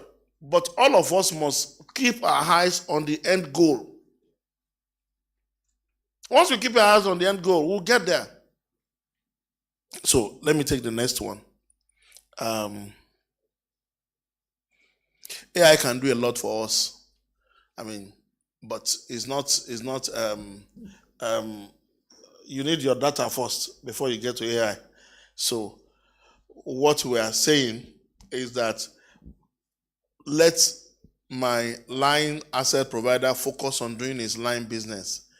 Let my meter provider focus on doing his metering business. Let my marketer focus on marketing. Let the generator focus on doing generation. But let's set up some central whatever that everybody will have access to, that collates data from all corners. If you like, you can keep your backup data, that's your own. But as a Lagos market, we want to keep a central platform that shows all the people that are supplying us and all that. So once we have data, AI will now come on top of it. And with time, things will be more predictable, planning will be a lot better. Now, what I said is that all of us should work together to ensure that within the next 1 year, we can all celebrate that 50% of the feeders in Lagos have been running without a blink for the first, I said, 100 days. I know what I said, though. Do you understand what I'm saying? Okay, in case you don't know it, let me explain to you. Lagos will have about 1,000 plus feeders. All right? Those feeders are put together in between 7 and 20 in substations. If we're able to ensure that a few substations are sustainably powered, the national grid has been able to achieve, since January to date, they claim only two or three shutdowns.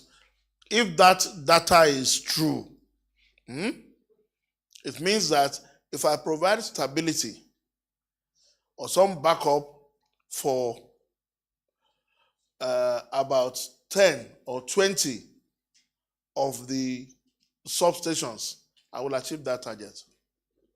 And it's working closely with the discos and with the transmission company of Nigeria, that becomes something we can cheaply achieve. You understand what I'm saying? Okay. Wind power, hydro.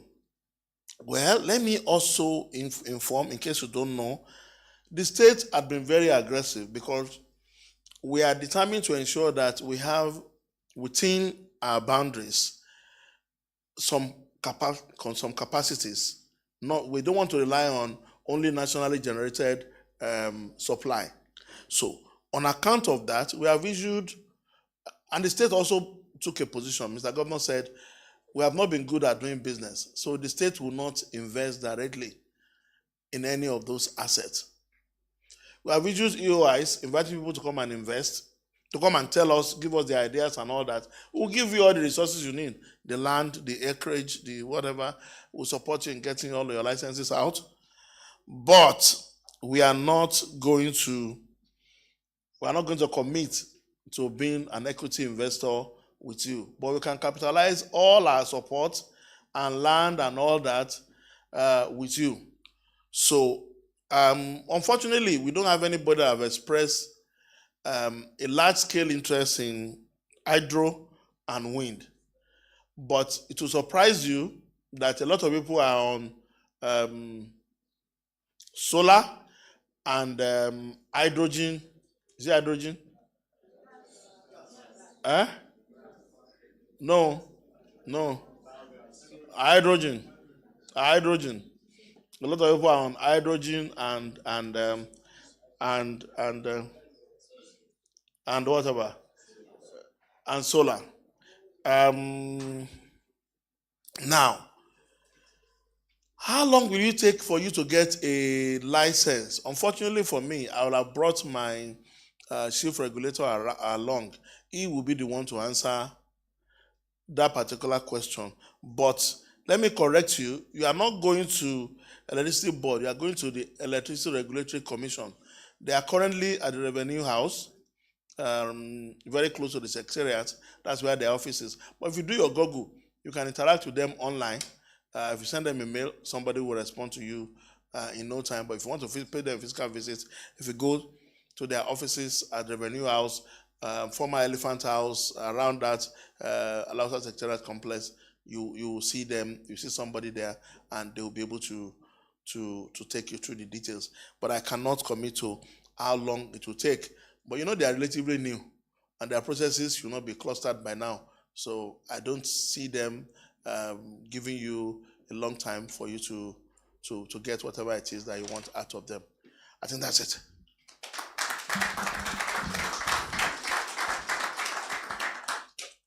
Well, I'm not sure whether the applause was for us to end the question and answer, or whether it's just to thank him. We'll take one more question and we'll go to the next session. Thank you, sir. My name is Ido Desmeno of Ayingba IDN, Independent Election Network. Sir, I want to ask if our organization can revive the power purchase agreement, 10-year power purchase agreement we had with Sherry Oshun in Igondo Ikotun in 2017 that was truncated by vested interests.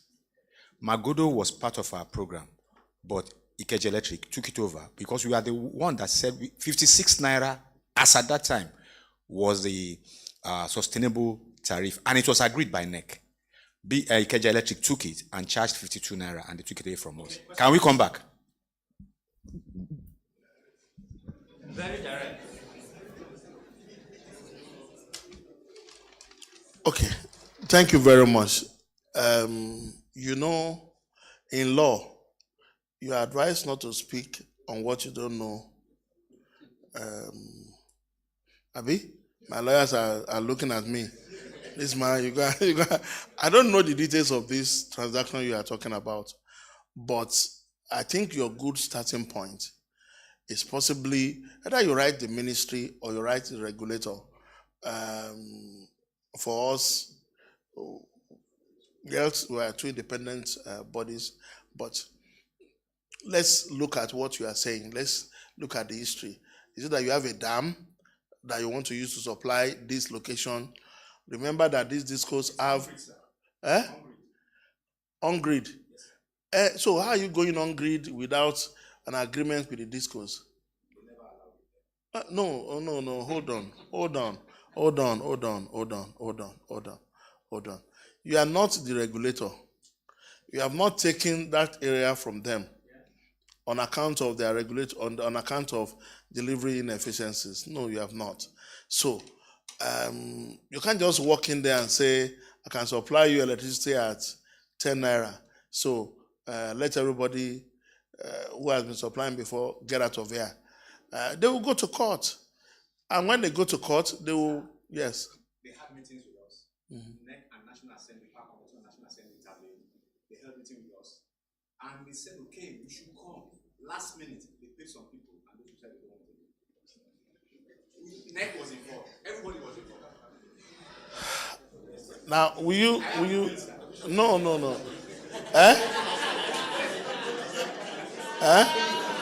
Now, will you allow me to give you an advice? My advice, and I want you to be careful. Listen to me carefully. As of today that I'm standing here and speaking to you, the sanctity of the territory that these discos have cannot be affected by a contract you sign with any resident association or something. Based on what they are operating on what they are operating under then.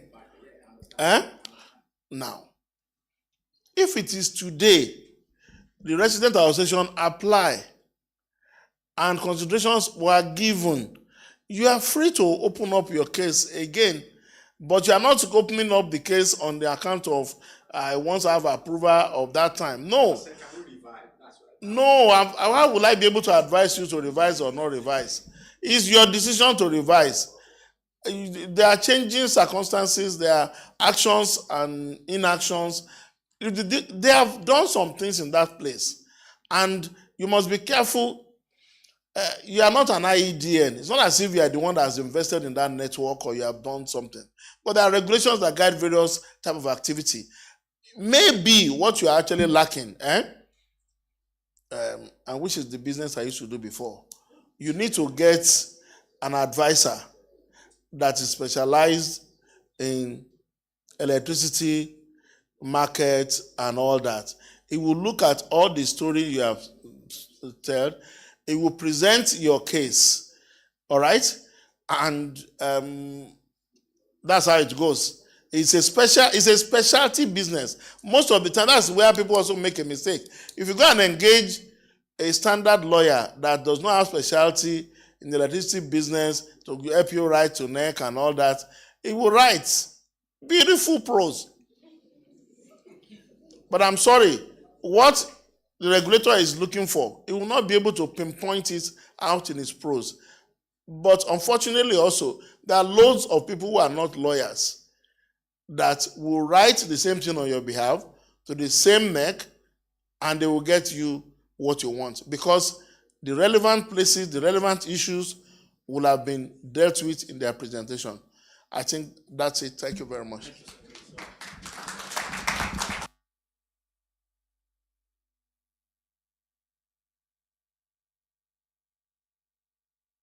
Thank you very much to the Honorable Commissioner who has duly spoken today and also answered all of our questions. Thank you very much, Honorable Commissioner, Mr. Biodun Ogunleye.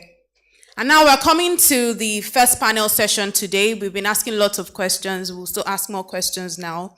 And this session will be all about attracting private investment in state-level generation, transmission, and distribution. And on this panel, we've got the Chief Investment Officer at Stanbic IBTC Infrastructure Fund. As I call them, please make them feel welcome as they come up with a round of applause. Mr. Dolu Olugbenjo. In the interest of time, I won't be able to read their bios, so please permit me. Also on this panel, we've got the Chief Finance and Development Officer at the North-South Power Co. Limited, Mr. Kolapo Joseph. Please make him feel welcome with a round of applause. And still on this panel, we have Ms. Abby Odende, partner at Olaniu Ajayi LP, duly represented by Ganiat Seriki. Please make her feel welcome as she comes up.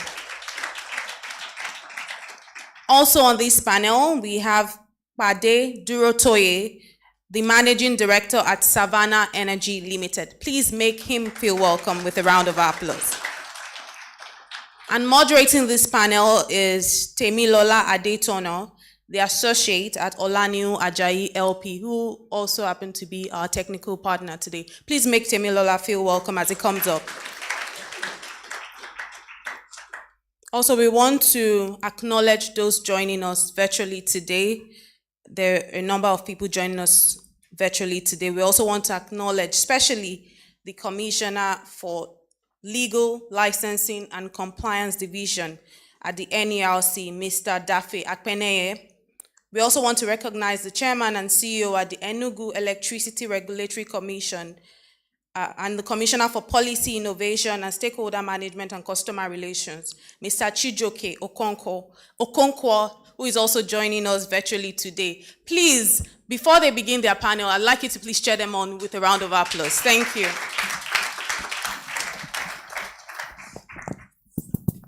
Thank you very much. Good morning, distinguished guests, colleagues, and fellow power sector enthusiasts. My name is Temilola Adetono, an associate with the Power Infrastructure Practice at Olaniu Ajayi LP. and it is my great honor and privilege to be able to moderate this session today. This session is to deal with the theme attracting private investment in state-level generation, transmission, and distribution. As we all know, Nigeria is accelerating towards a more decentralized electricity market, but the success of this transition will not be dependent solely on political will or on regulatory reforms, but also on the ability to attract and sustain the much needed financing.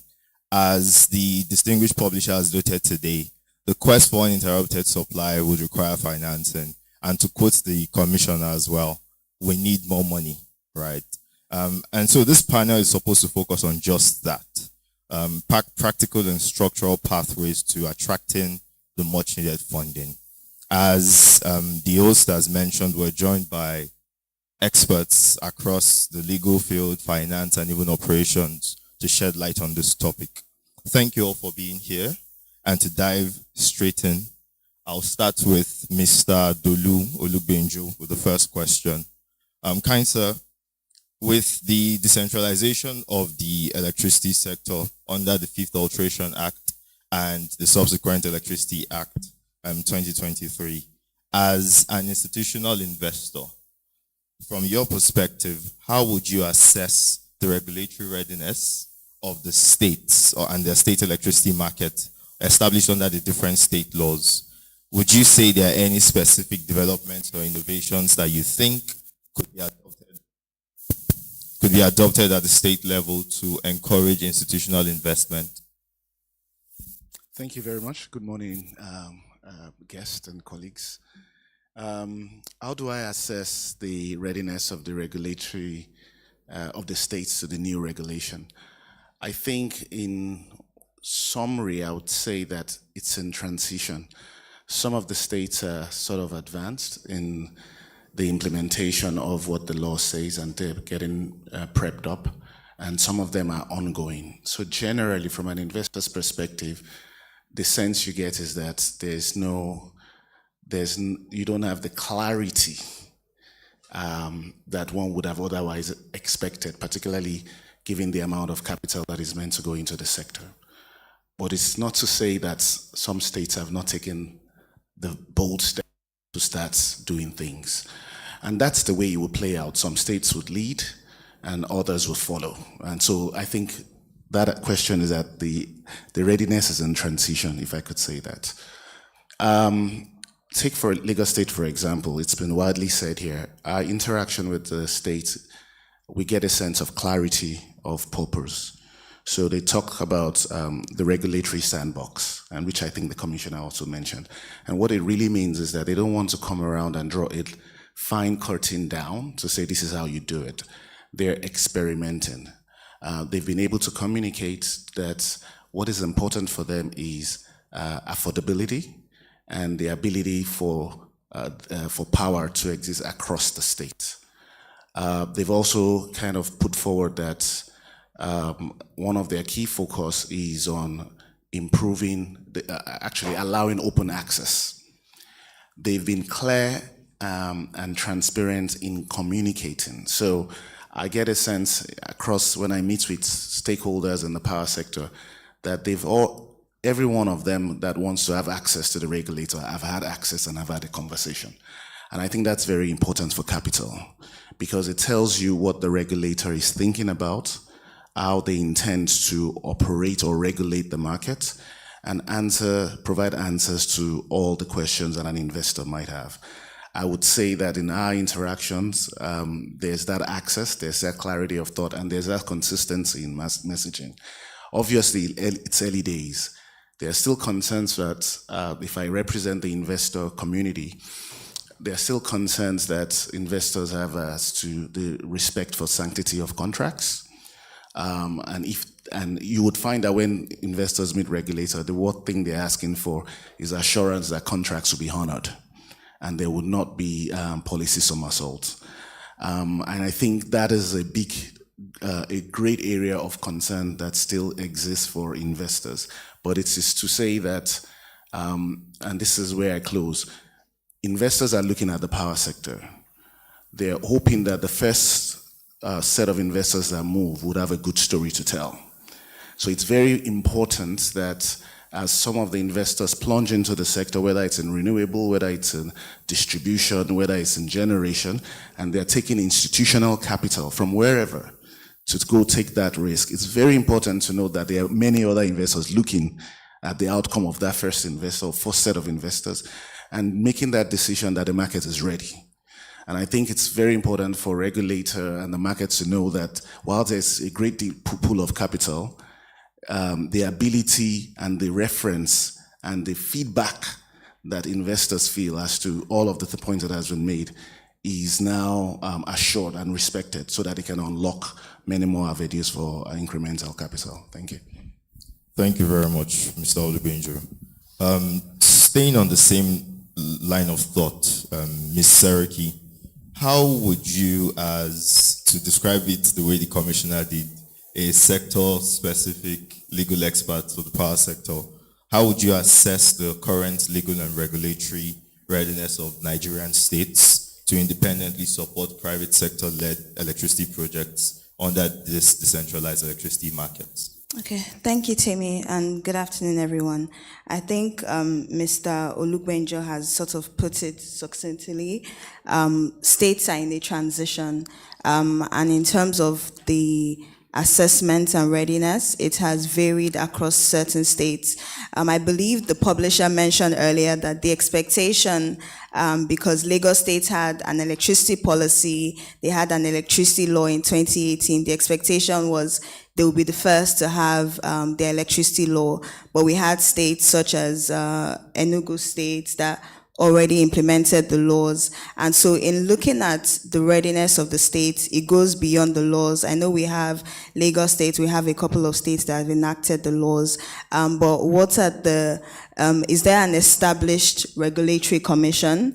We have certain states that have that, and in relation to those commissions, are there regulations? I think this goes to the question that the managing director of Tranco had asked earlier as to if I apply for a license, how long does it take?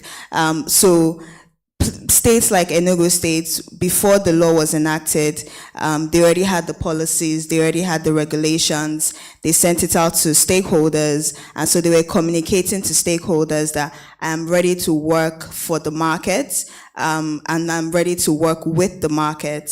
And so those are ways in which you start to understand states that are willing to establish a market that works within the state. And so those policies and regulations were clear as to timelines for issuing licenses, the terms and conditions of the licenses.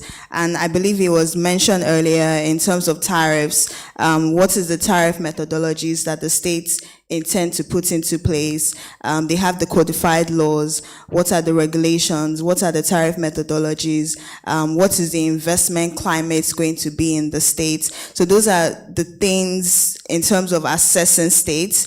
There are some states that have started putting that in place, and so it's clear that they are ready to regulate their electricity market. And there are some states that have the precedent and the experience. Lagos State has a very broad PPP law. You also have Oyo State, you have Ogun State. So those states already have experience in regulating private sector-led markets within the infrastructure space. And so in looking at those precedents, in looking at the policies and regulations states are putting in place, then you start to see which states are ready for business, are ready for investors to come in and invest in the electricity markets. All right, thank you very much, Ganiat. So as our panelists have mentioned, right, the electricity market is still in the transitionary and reformatory stage. And so, Mr. Bade Durotoye, I'd like to ask, based on your experience as an active participant and stakeholder in the power sector, what would you say are the top 3 structural reforms, whether policy, legal-wise, or institutionally, that you think would unlock greater infrastructure?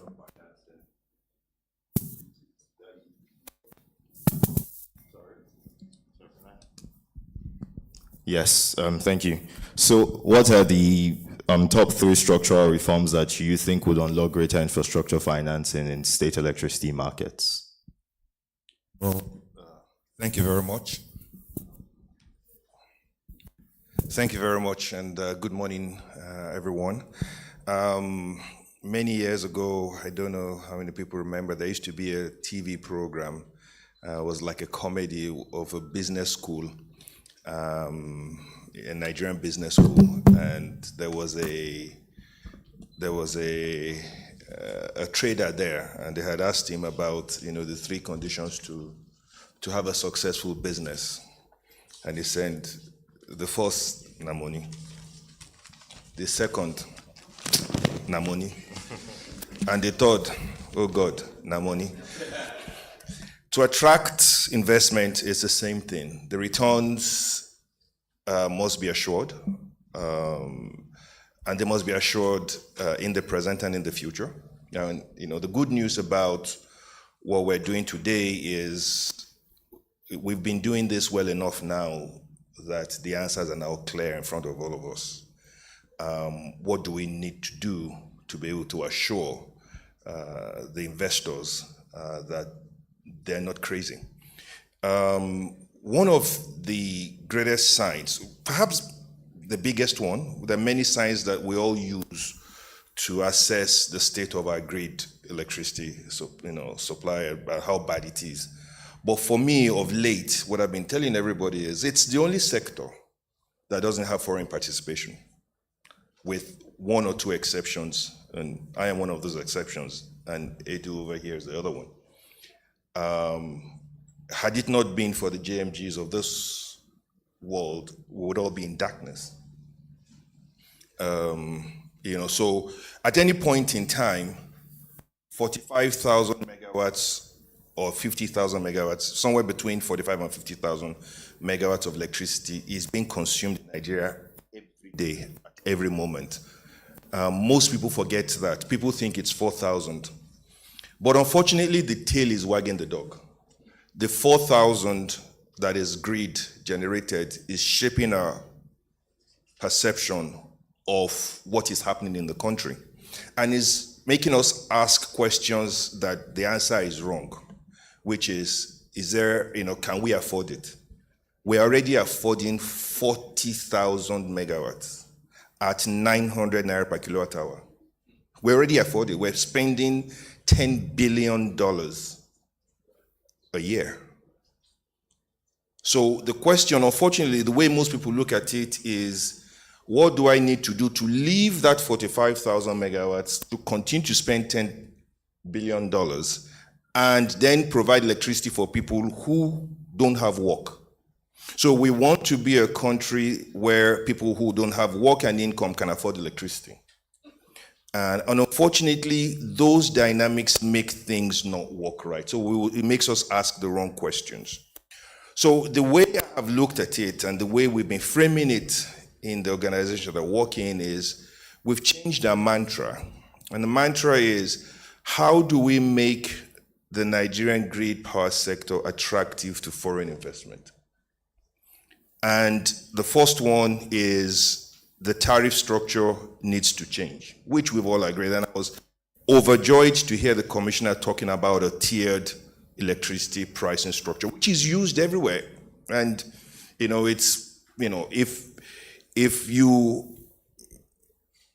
first, I would say, the number varies, but the first 1,000 kilowatts per month that you take would be priced at a particular amount, and God blesses you and you can afford an air conditioner or something, you better ask for the blessings to pay for the electricity. If not, you don't have to. You stay where you are.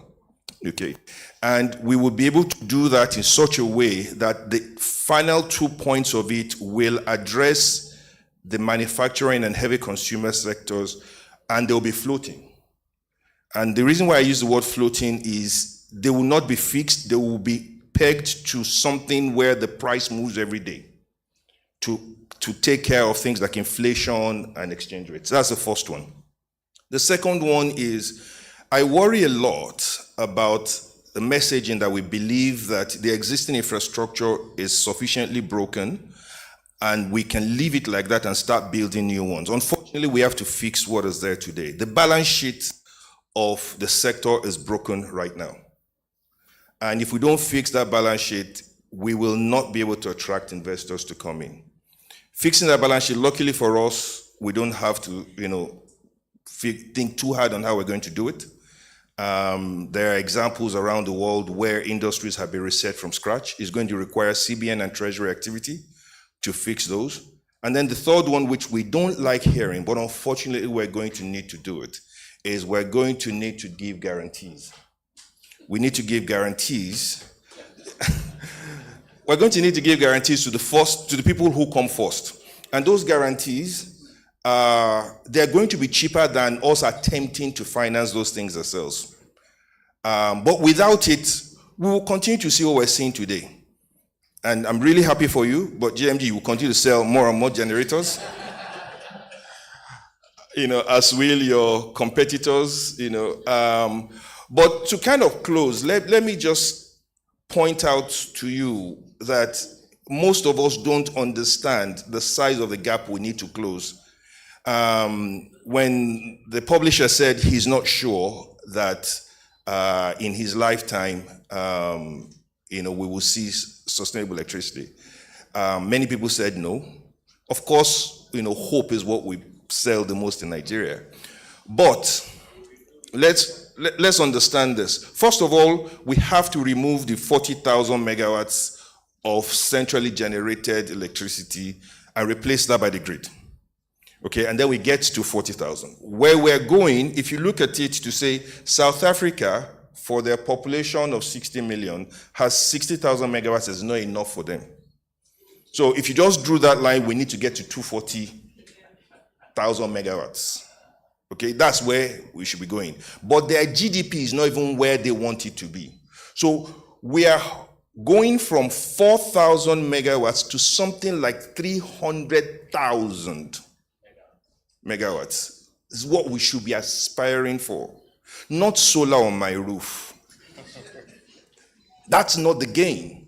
So when we're talking about what do we need to do to change the that's what the question should be, we should be asking. And I'd like to say and close that the capital is there. Nigeria is going to transform the economy of the world. When we figure out how to get the capital, there is no other shortage of the size and the type that we have in Nigeria. And when we figure out a way to give the first movers the comfort and the returns that they need, there will be a rushing sound that you will hear, which will be the influx of capital into Nigeria in a way we have never seen before.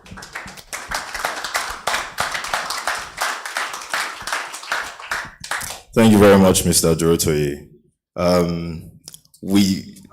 As he said, the first three requirements, no money, right? And so that requires us to turn to the finance expert in our midst, Mr. Kolakbo Joseph. Kind sir, as an experienced investment banker with over 20 years experience in corporate finance and having overseen the issuance of Nigeria's first green corporate bond, what innovative financing structures or instruments can be replicated or adopted by states or private players in the sector to unlock funding for state electricity projects and get the money, the top three requirements that we need to boost these electricity markets? Thank you, and good afternoon, everyone, or good morning. I don't know what time it is. First, North South Power Company, which I represent, is an investor in the power sector. So you may say we are drunk already. And we now doubled down on that investment by leading the acquisition of EcoDisco, which should conclude in a number of months. So we are a key stakeholder, and that's why the commissioner said, Kolakbo, you joined us in it. So I represent Transgrid Energo here, incoming MD for that company. For us, why are we doing this? A lot of people say the sector is broken. The challenge is liquidity, but the liquidity starts from the distribution company. And one of the things we didn't get right at the beginning was the incentives and the alignments of interest. So at the beginning of this power sector reform, it was Discos, Gencos could not own Discos, Discos could not own Gencos. Over time, that has passed, and you see a lot of forward integration, because if I develop the product, or I manufacture the product, which is what the generation companies do. The distribution companies distribute the product, and then they have someone in the middle who incentivizes them not to really pay fully for the product. What you get is what we have here, and it stalls follow-up capital, follow-up investments. We are taking that risk. Sleepless nights, and Stanbic is also part of that risk with me. So you can see we sat together, and all we think about is how do we resolve this issue. So when we talk, at least from my perspective, we are talking not just, we're being pragmatic because we are in this market, both on the generation side, historically, and now on the distribution side. And guess what? The distribution side probably has a lot of impact to a lot of you. When Mr. Doto said 4,000 megawatts, I agree. When we came in and we were looking at Echo Disco, they were willing to average about 500 megawatts. Based on what we did, we commissioned Siemens. They can do about 4,000 megawatts. That franchise area alone, small geographic area. How do we, I'm still going to answer your question, but I think I need to steps of things. And the commissioner said culture, change and everything. How do we think we want to run Echo Disco differently? We want to run it like a bank. And because the operational highlights of a bank and the distribution companies are about the same thing. They have close to 1 million customers. For Echo Disco, we have over 700,000 customers. We manage cash every day. So you have to build a risk management framework. You have to invest in the technology to secure that cash. So we must change that philosophy, and also customer service. Why can't you walk up to a Echo Disco office and be able to get clarity on what you need to achieve and live there in a sensible approach? That's what we must change, and that's the investments we must bring it into it. We're currently raising capital. So when you talk about capital and instruments and things like this, I've done this for over 20 years, and it varies based on the project, based on the risks, based on the returns you want to get. If it's a Naira investment, you want to do a Naira return, you want to do a Naira facility. One of the things we've seen in raising capital in Nigeria is, one, there's the exchange rate risk. You must deal with that. There are tenor constraints for what you want to do. Average loan is between 5 to 7 years. You want to do more than that. I think those are the two biggest financing issues you face. And what we've been able to do, and one, not everything's under your control. Have that in your mind. And I think that's something we've taken that under our control. So I can't control NPR. If they leave NPR are close to 28%, then that's what the banks would give me. If I'm doing local currency, that's what the banks would give me. But what things I can do, and how do I structure it to extend my tenure? And that's one of the things we've been able to do in our acquisition, is extend our tenure from 7 years to 14 years. And by the time it's announced, it's something that will change how the market is raising capital currently. But how best do we use what we have regarding in the local market context, and how best to do that? The reality is that the DFIs would not come in the way we want them to come in. I think that's clear. I always knew that there would be a second set of investment flow into the market. The first would be those that came in early in 2013 privatization, and there would be a reset because there'll be learnings and there'll be a shakeout. It always happens in industries where this, and what you have is a second wave of investors. So Echo Disco is the first commercial driven acquisition. All others have been driven by AMCON or lenders. So there's something to it, why that has happened. There's some sense, there's a lot of sense to it. So bringing everything together in terms of how I would advise anyone raising capital, there are things you can control and there are things you cannot control because of your operating environment. You need to look at those you can control and see how you can push the thinking of the lenders and the lending market. The other thing, do not rely on the DFI money. I think that will not come in, especially in the power market, because of where we are currently. They will tell you ourselves, some of us who are locals, that first go in, lead the charge, let's see what happens after 2-3 years, and then we come in. So basically, you de-risk it for them. Again, capital, typically the cowards, the word they use, the cowards are scared of risk, right? So it's going to be a homegrown solution.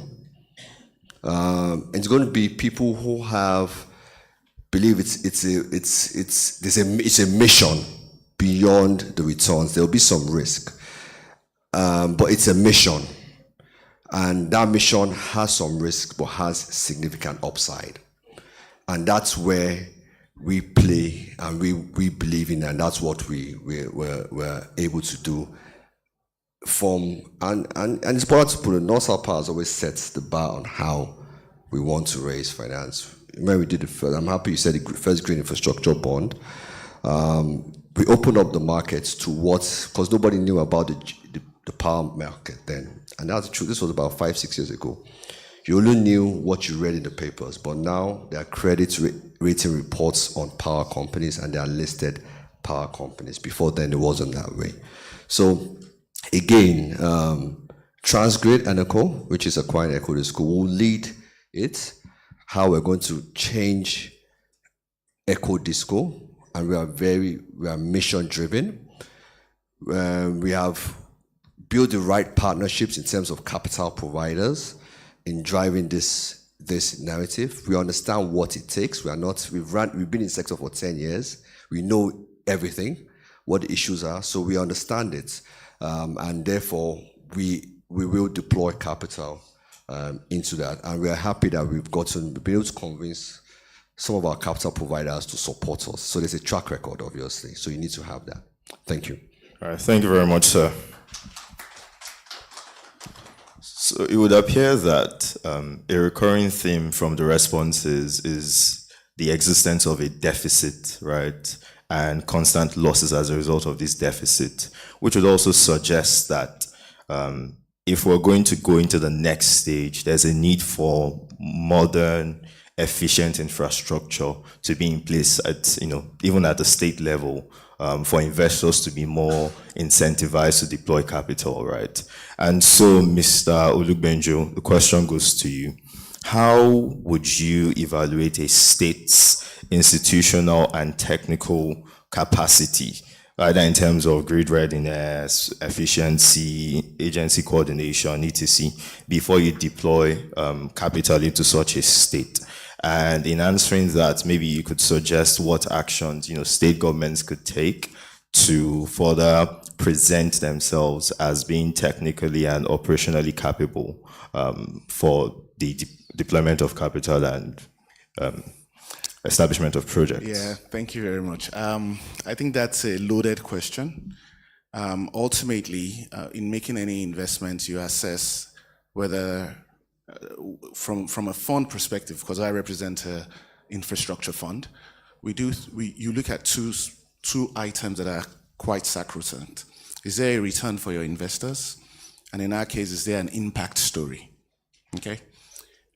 Certainly, the return narrative will come with some risk, and the impact narrative is very evident. What are you going to do? What transformation? What benefits does it provide? In assessing a state, it's about mainly the state's openness to business. Is the state ready? Do they understand? Are they willing? And I think it's a partnership, because I don't think there's any state that has the full index where you ticked all the criteria. You have to engage the state to know what it is they're trying to do. And in the context of this question, I'm actually referring to transformative projects. I'm not talking about solar on a building. I'm talking about how you pretty much give energy access to majority of the states, stimulate production, stimulate consumption, stimulate economic activities, and all of those things. So you're really talking about tens of millions of dollars of investment value. And providers of those capital, it's not, to Kolapo's point, there are some providers within your domain, within the country, but there are others that you could actually bring on. And there's nothing wrong with foreign capital. Foreign capital is good if it can stay the long haul. And for those types of capital, they're looking for assurance, certainty, that what they understood when they were deploying capital is accurate and nothing is going to change it. Certainly, there are layers of investors, but one thing the investors does not want to take is a risk that is other than a market risk. I can take a risk whether there will be demand in the future. I'm comfortable with that. I would access that. But I cannot begin to take a regulatory risk. Why should I take a regulatory risk when the regulator have already set the framework and I accepted it? So why should I walk in 2 years into my investment and then I have a change that impacts the value of capital, the kind of promise that I've made to investors? So I think those are the things that you would assess. That is quite an intangible assessment where you will do so, you will come to your comfort zone as an investor based on the engagements that you've had, right? And the exchange, as I referred to in my earlier conversation about meeting with the regulator in Lagos on the account of the investments that we've made with North South Power into EcoDisco. So those are the kind of assessments you will, and so I haven't made those assessments. It's actually ongoing. It's continuous. It's not a one-stop because there's going to be exchange of ideas and a dialogue. So it's not a one-stop. You don't stop because you've just had the conversation. You continue until your objectives are achieved. And so that's kind of how I would look at it. So to come back to that question, there's not one thing. It's a bucket of things that you look at, but ultimately you're looking for assurance of the return that you expect, and you're looking for the delivery of the impact, and everything that surrounds that is the work that you do in order to make sure you extract those value. Thank you very much, sir. So we're running out of time. We'll try to take one question, for every other panelist, but probably answer in about a minute or thereabout.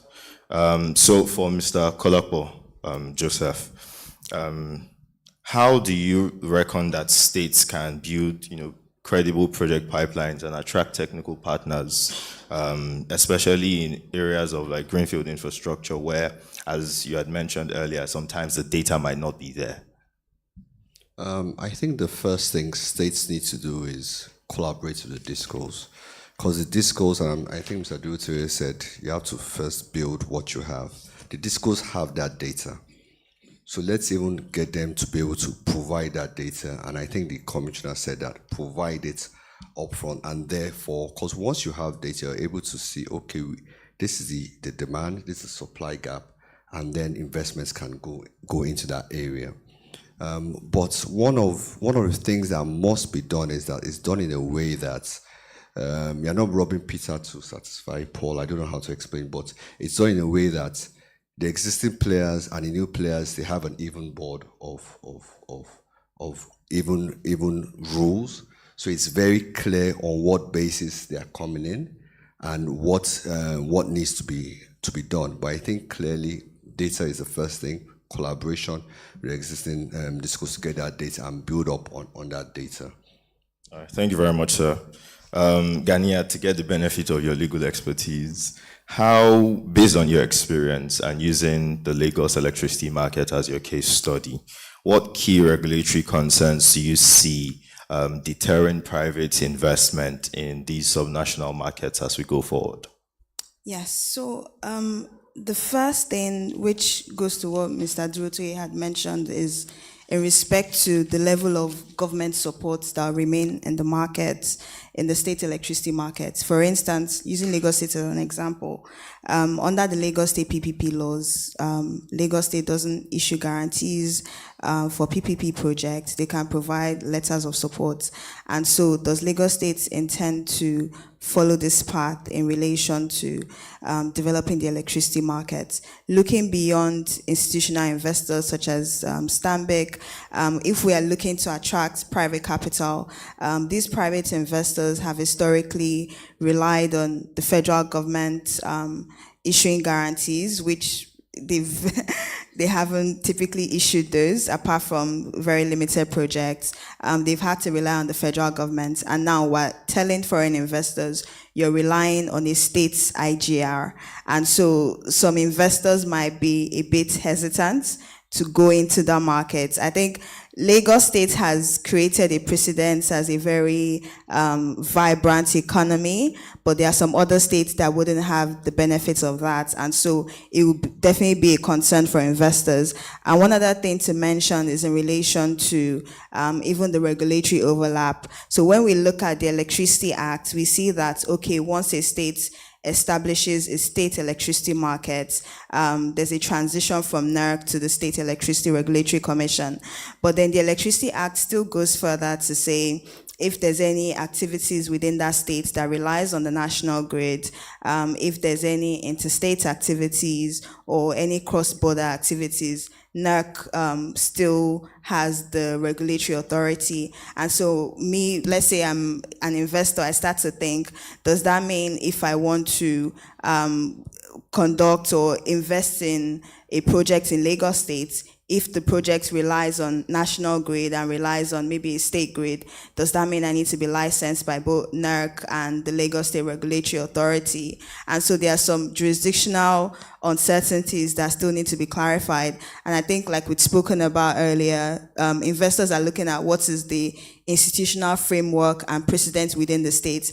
Am I investing in a state that's typically not upheld its contractual obligations, regulatory certainty within those states, enforcement of contracts? So those are some of the things that I believe investors will be concerned about. So I assume, like Mr. Olugbenjo had said, a lot of investors are going to wait and see how other investors act in the market, how other investments go in the market before really investing. All right, thank you very much, Ganiet. And then final question to Mr. Dorotoye. Ganiet had mentioned, for instance, PPPs, right, playing a role. And so the question is essentially, what role do you think PPPs can play in driving investment in subnational electricity markets? Exactly what you said. So we're lucky that we're now at a stage where the governors and governments are owning up and saying we cannot be investors. So the shortfall of spend on healthcare, on things that government alone can do, education, roads, security, is so much that there's no point in you using money that is not enough to do social things to go and compete with capital that can deliver a return.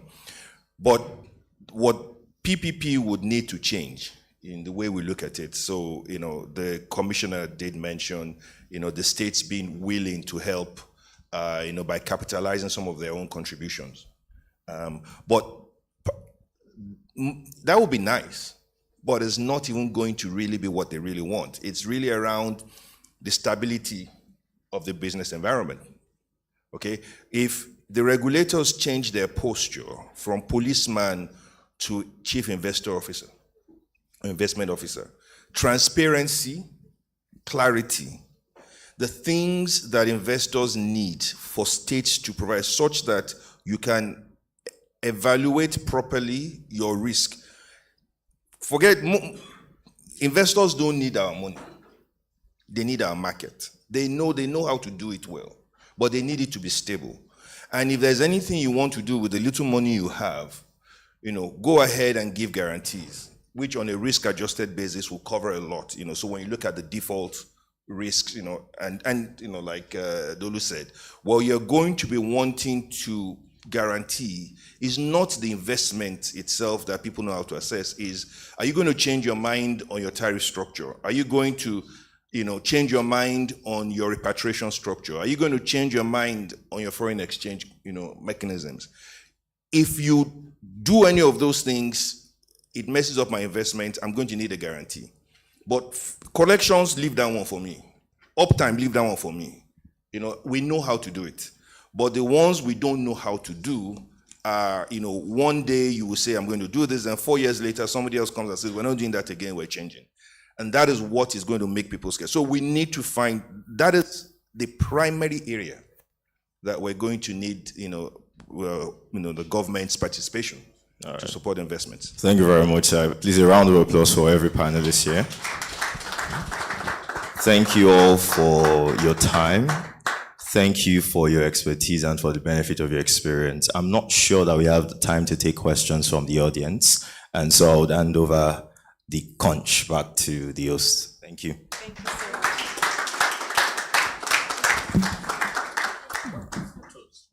Please wait behind for photographs, please. Thank you.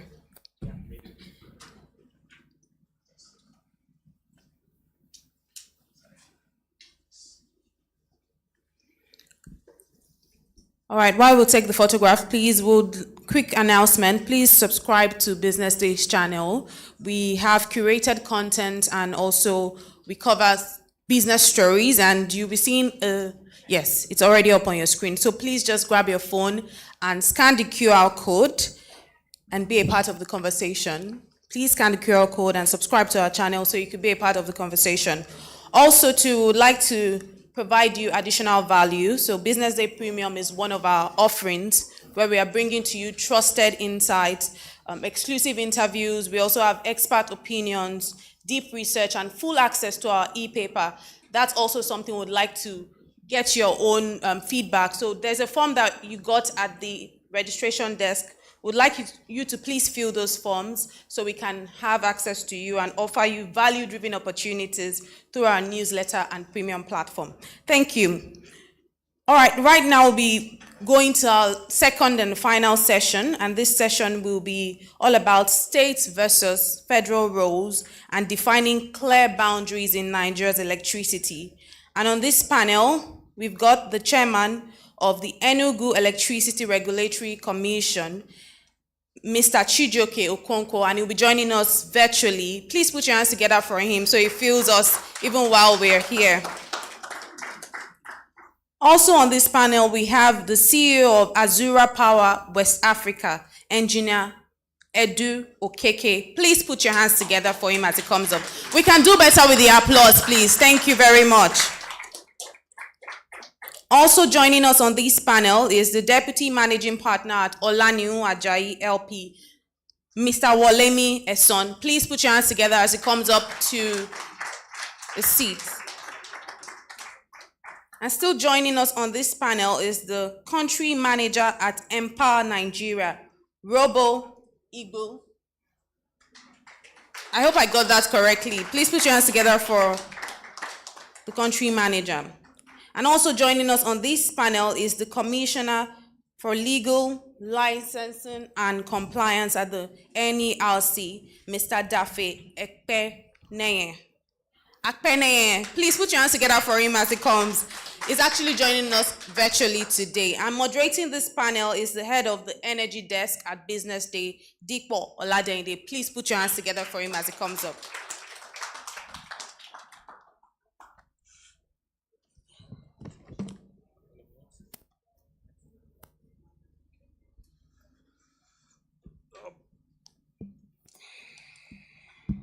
Okay, good afternoon, everyone, and I'm sure it's been a very, very insightful conversation. And so we are talking about a sector that basically affects everyone. So I heard the first panel talk about the pathway to attaining investment in building energy infrastructure, and then, of course, tap into the state electricity market. And so what we would focus here on our panel session is to get insights from you all and share your experiences, your views, and how most especially put solutions to some of these things we've highlighted today. And so we'll start from, excuse me, just a minute.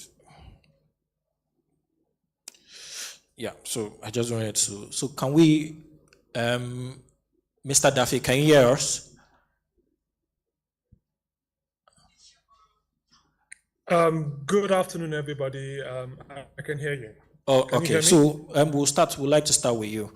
So the question is around states, really.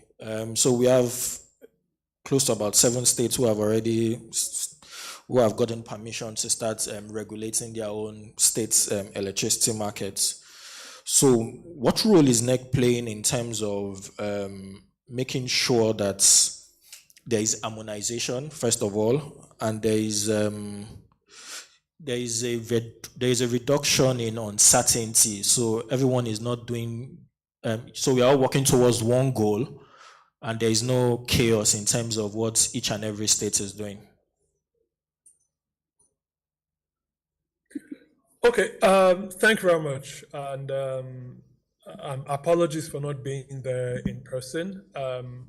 I'd actually planned for this event last week, only to have been hit with a date change, and I had another commitment. That's where I'm at now. But that being said, I said I wasn't going to miss it, so I'll join virtually. I think we need to be a bit circumspect with how we phrase the question and being mindful of the various roles. So NERC is not responsible for harmonization of laws, right? As your colleague rightly said in the opening, the electricity is a constitutional issue, and it's also, for nuclear power, it's in the exclusive list. For all other matters, it's on the concurrent list. And not only is it on the concurrent list, it's qualified. So there's what the federal government, National Assembly can do, and the states, and also state what the states can do. And when you read the concurrent list very clearly, the states have exclusive jurisdiction over distribution in Nigeria. And with the exception of the FCT that would sit with the National Assembly.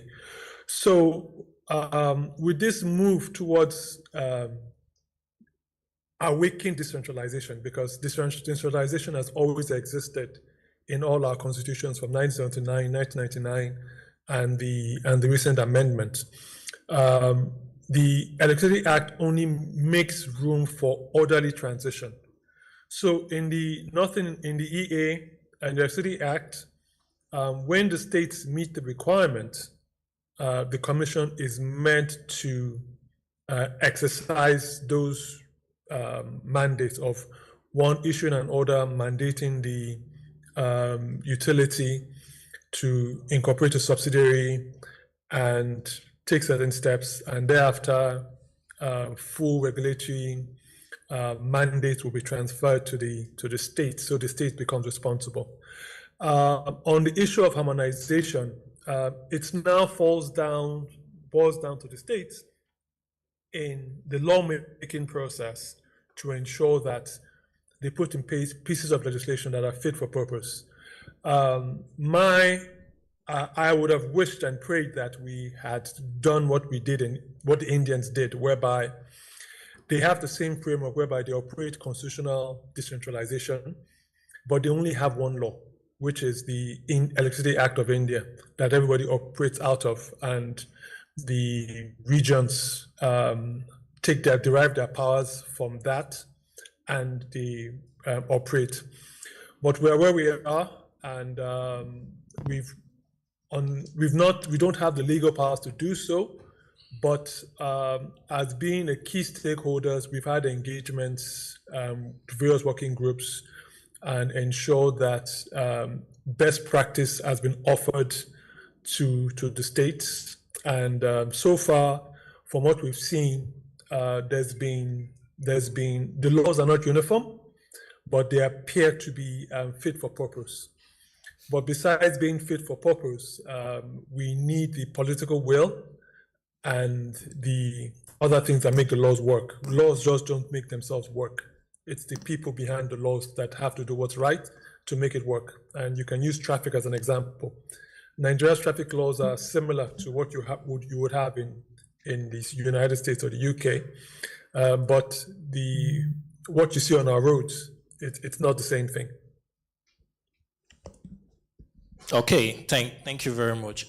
So we'd like to hear from Engineer KK. So we've heard Mr. Daffy talking about making things work and also having political will. So my question to you is, states' electricity markets, what is it for you and your business, opportunities or risks?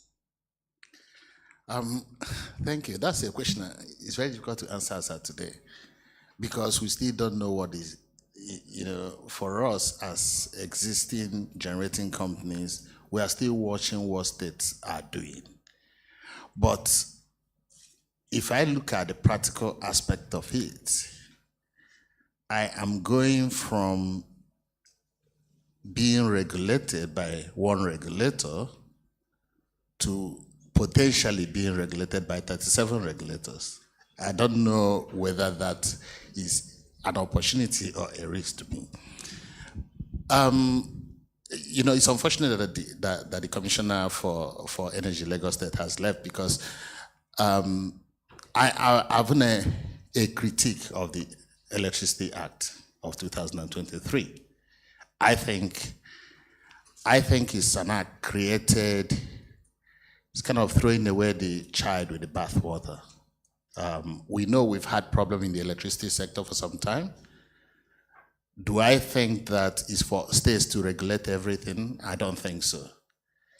Probably distribution aspect of it, maybe states can regulate because setting one tariff across the country, probably you might say take it down to the states. But when you go to regulating the generation and transmission, I know that the act says if you're connected to the national grid, of course, NERC, but there are still quite a lot of things there that we are trying to understand what it means.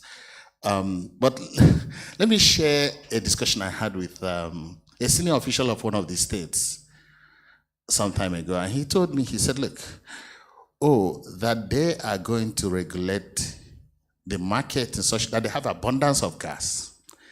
They are going to regulate the market in such a way that generators who basically charge zero to nothing in their state, that electricity will be free in their state, and that power will go to Lagos where people are going to pay. So you can understand the thought process behind some states, And then I also think that law was created. I mean, when we look at the telecom industry, maybe looking at it, but let's understand the big difference.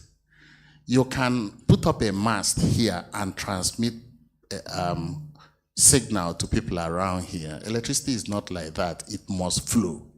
You understand? So my power plant is in Benin. That power goes, if you go to TCN, they'll tell you how many places that power goes to, which means it's grid connected, is there. Now, there are questions we haven't asked in terms of transmission of electricity. How many states can actually generate meaningful electricity? Do they have the fuel and everything? How many states can do that? Which means a lot of power that will flow will still be on the grid. I mean, how do you manage that regulation between NERC and the states? And also, when you now think of it, that what happens, that power must flow from one place to the other, it becomes quite challenging. I mean, if I go to my investors today and say we want to, say put up 500, maybe expand the capacity to 300 megawatts, they're going to ask me, that means before you do that, you probably have to run the load flow, maybe work with TCN, understand where your load is going to go to, before you start even doing anything, understand the laws in those states, Those things are big challenges. Electricity, like I said, is not like telecom where you can transmit signal. And let's understand what has happened. I think you do that, Nitel died, but for us, we cannot do that. And when you also think of TCN, what is their primary responsibility? Yes, it's about transmission of electricity, but primarily it's also maintenance of stability of the grid. So there are so many things. Okay, I have Lagos for, so to say, I sign a bilateral, say, to transmit power to Lagos, and TCN wakes up, there is challenge on the grid that the only way they can maintain stability of the grid that very day is take that power to Enugu. What happens then? So there are so many unknowns and challenges there. We probably will figure it out. Do I think that the law is good as it is? I don't think so. I think we've all lived in a situation just like Mr. Doroto said when he was speaking.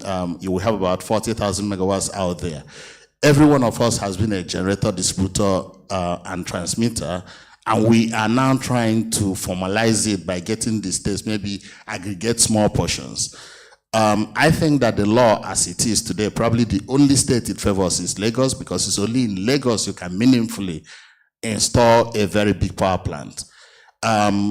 Every other state is gonna be like embedded, but we have to ask ourselves, NERC has always been issuing license for embedded power. Why is it that it hasn't taken off?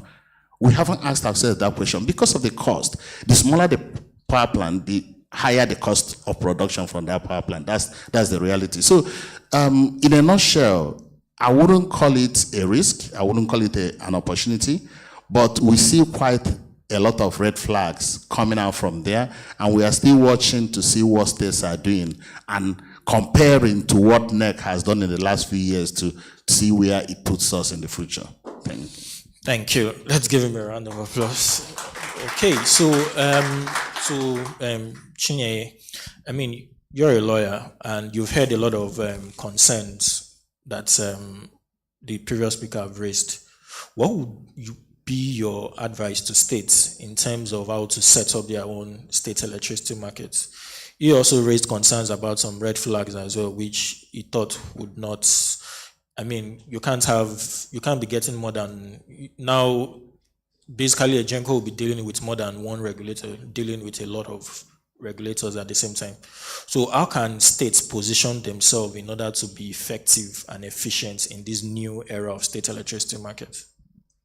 Okay, thank you very much. And those wondering, my name is Chine Ajay. I'm representing Yahweh BSon. When the Electricity Act was passed, one of the things I hear, very commonly was, okay, state can now generate their own power. And I was like, nothing ever stopped states from generating their power, even before the law came in place. Nothing changed. I mean, you could as well set up a plan, go get yourself a license, right? The main thing the law actually did was, okay, give them power to make laws. And I asked myself, is the problem really laws or power? Because the real deal is to get power into houses, right? So in my view, it's a step in the right direction, but I like to say that not every state needs to set up an electricity market, if we have to be very realistic, right? Because there are a lot of things that is required to do that, right? So things like technical capacity, things like enabling environment, do your citizens have the power to pay, right? Then there is also, in fact, like I said, not every state needs to pass their laws. And I see a lot of states trying to make effort. Please don't just do the copy and paste thing. Check, do you have the technical capacity? Do you have the enabling environment? Can your people pay for that? Now that's for those states who do not have laws. Now for those states who now, okay, you've taken steps to take, or you're looking to, establish your own laws. The first thing I see is that states, you don't necessarily need to regulate everything. From my review of various state laws, I see states trying to regulate virtually everything from end to end. It's just going to make things a lot more difficult. In my view, the first thing, the state should focus on the lowest hanging fruits, which is how can I get power to my people? Mini grids, what are the quickest things, we can actually do to do that? Then how can I, develop technical capacity with my team? And then how can I make, the environment friendly? We're talking about guarantees. The truth of the matter is that, at least, like, Mr. Dorote said, the first movers have to be given those guarantees.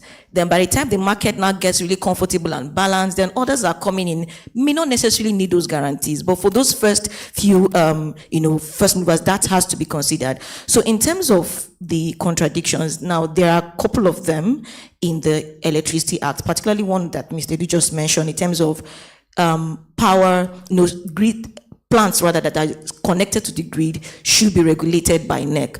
Now we have that in the EA, I think section 63, but then we now have states also regulating that same entity. So I think there has to be clarity, right? Once you are connected to the grid, and of course the power you generate is supplied across the country, states should not regulate those entities, right? So we don't have a case of dual regulation. Then if you have an entity that operates solely within the states, right, then you can then be regulated by the state. And of course, if a grid-regulated entity now needs to probably deal or enter into any transaction with a state-regulated entity, then we can talk about complying with maybe with the market rules, as it relates to that transaction.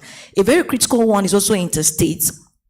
Thank God Mr. Dafe is here, and this is my view, that in terms of interstate transactions, or rather power transactions, I think it might be useful to consider having interstate licenses, where entities that have to do cross-border will have to get licenses that enable them to deal across border. So you don't have a case of, I'm going to get license from Ogun, I'm going to get license from the neighboring state. And also there are a couple of things, but the EA is a good, well, maybe I'm not to say it's a good law, but there are still some very gray areas that I think should be clarified to ensure that the market moves forward. Thank you. Yeah, thank you very much. Okay, let's talk to a state that is already practicing electricity markets. I mean, they're one of the first states who got licensed to regulate their own markets, and that's the Enugu state. And well, I'm sure you can hear me. So can you give us an overview of how you've started and what have been the success points and what have been the main challenges so far, briefly? Can you hear me? Yes, I can. Okay. So good afternoon, everyone, and thank you to this day for putting together this conference. It is actually a pleasure. Business Day. Sorry, please forgive me. Thank you. I actually regret not being physically present. I couldn't just make it, but that doesn't diminish the importance that has been attached to this particular conference. And it's a pleasure to speak on Enugu State's experience when it comes to developing our own state-specific electricity market. So our experience has been one that has been rather motivating, inspiring, in the sense that what we're doing within Enugu State is changing the dynamics of what we feel an efficiently run electricity market should look like. Let me give a little bit of a background as to the situation we met before that necessitated and initiated the change that is currently taking place in our own space. So Enugu State, being one of the Southeast states served by the Enugu Electricity Regulatory Commission, that is EEDC, was basically taking approximately 70 megawatts from the national grid. And of that 70 megawatts from the national grid, we also identified that the focus was basically within the metropolis, within the urban centers of Enugu, Nsukka, and the Abani urban locations. They were basically the served communities or locations within the state. And that puts approximately 113 communities as either underserved or unserved. When we say underserved, we are looking at just getting over 4 hours, less than 8 hours of electricity services. And when we are saying unserved, we are referring to 0 hours of electricity services. That is, there may not even be an existence of electricity infrastructure in such locations. That also puts approximately 36% of the population in Enugu State without access to electricity services. And even within the urban centers, approximately 500 megawatts was being self-generated by citizens in the state. So this administration actually saw the Electricity Act as an opportunity to change the narrative. I mean, for those of us that are currently now implementing the Act, we see it as the very best thing that has happened to the power sector following the unbundling that took place with the EPSR Act of 2005. I mean, we have been put in a position to have the states participate in a sector where they probably felt left out, considering that there was that handicap in states investing in generation, transmission, or distribution of electricity. And this administration also put in place a policy document that would guide the development of our market. It actually is the little Bible that we are adhering to in what we are doing within the states, because it speaks specifically to the kind of market design we foresee would work in Enugu State. We definitely do agree with the fact one strategy would not fit all. And we also do understand that there are limits to what would work in our space, also working in other states as the case may be. So what did we do? We dug down deep inside to start preparing ourselves for the inevitable, which is to have a regulatory institution that was prepared to take over regulatory responsibilities or oversight in our own space. It is one that was also required, or required that we also were backed by data-driven decision-making processes. So we started digging deep. I mean, the regulations we actually put in place to help us assume full regulatory responsibility in Enugu State were expected to be light-handed. We understood to a very large extent, considering the fact that quite a number of our commissioners in the Regulatory Commission had been industry players. We understood what investors were actually looking out for. And yes, we also understood our limitations, that when it's the grid connected entity for generation or transmission, it was a NEC responsibility to offer or provide that regulatory oversight. However, when it comes to the distribution aspect of it, or for embedded generation as the case may be, that is operating within a state boundaries, I mean geographical and technical boundaries, that falls under the purview of the state regulatory entity. So when it comes to each person's roles or responsibilities, for us, it is very clear. And what we are doing within the state is to complement the energy that is being received from the national grid that is also being supplied to how do I put it, distribution companies carved out of existing generation companies. So it's a transition, and the journey has just started. There's so much more that we're putting in place to try and solve the problem that has held down the country over years of electricity service generation from a centralized perspective. And it's just a journey that we're just kicking off on. So let me stop there for now and get into it by the next question. Oh, okay. So let's, I'll still stay with you. And in 30 seconds or in 1 minute, can you give us briefly, what results have you achieved so far from when you started till now? Yes. So quick results. One is the fact that we have been able to work with our subco to move its generation offtake from the national grid from 70 to 120 megawatts, which means more people are receiving energy from the national grid. We have also been able to license 2 generation companies to set up embedded generation within our space to a total of 15 megawatts, the first being 10 megawatts and the second being 5 megawatts. Now, we are at the verge of issuing licenses to our first energy retailing company in Enugu State.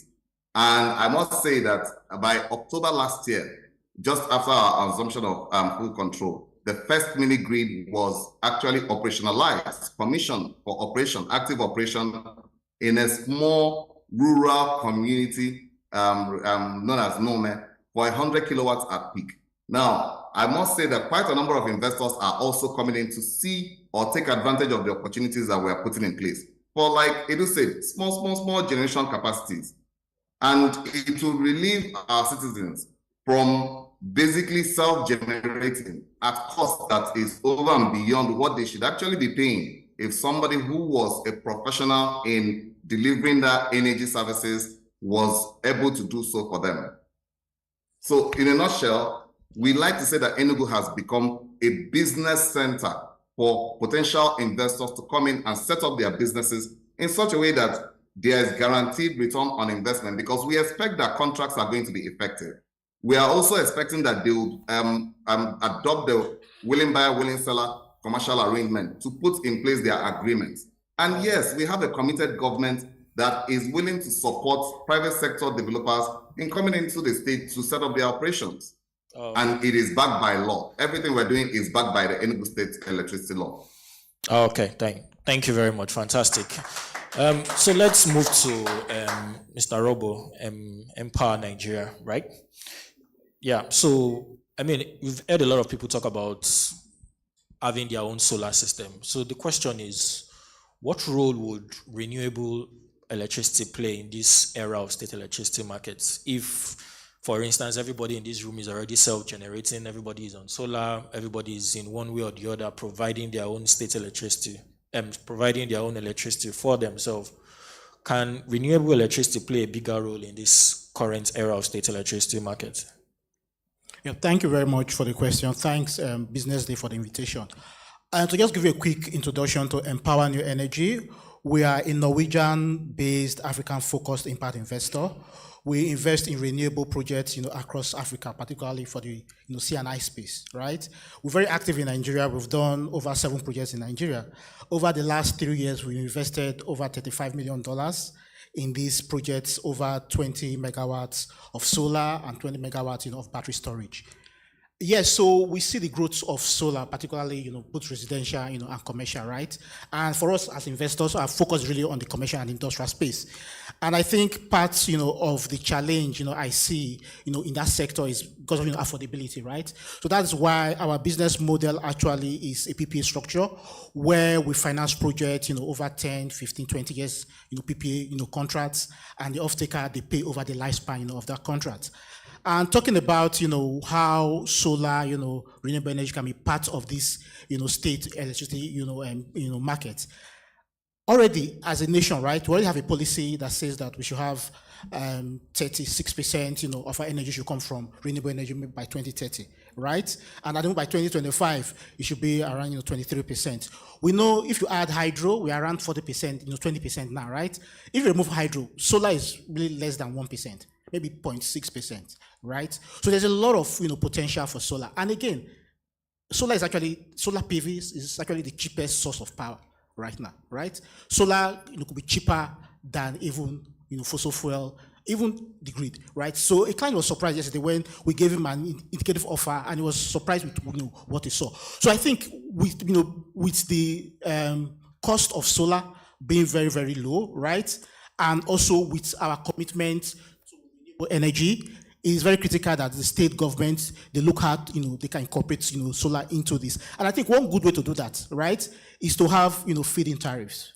So, for example, I've not seen any, provision for feed-in tariffs, in all of these projects. So when you have feed-in tariffs, what that does is that when you are over-generating, you can sell to the grid, right? You can sell, to the local, market. For example, we have enough, industrial projects that the industries are closed during weekends. So imagine you are generating power on Saturdays and Sundays that is being wasted.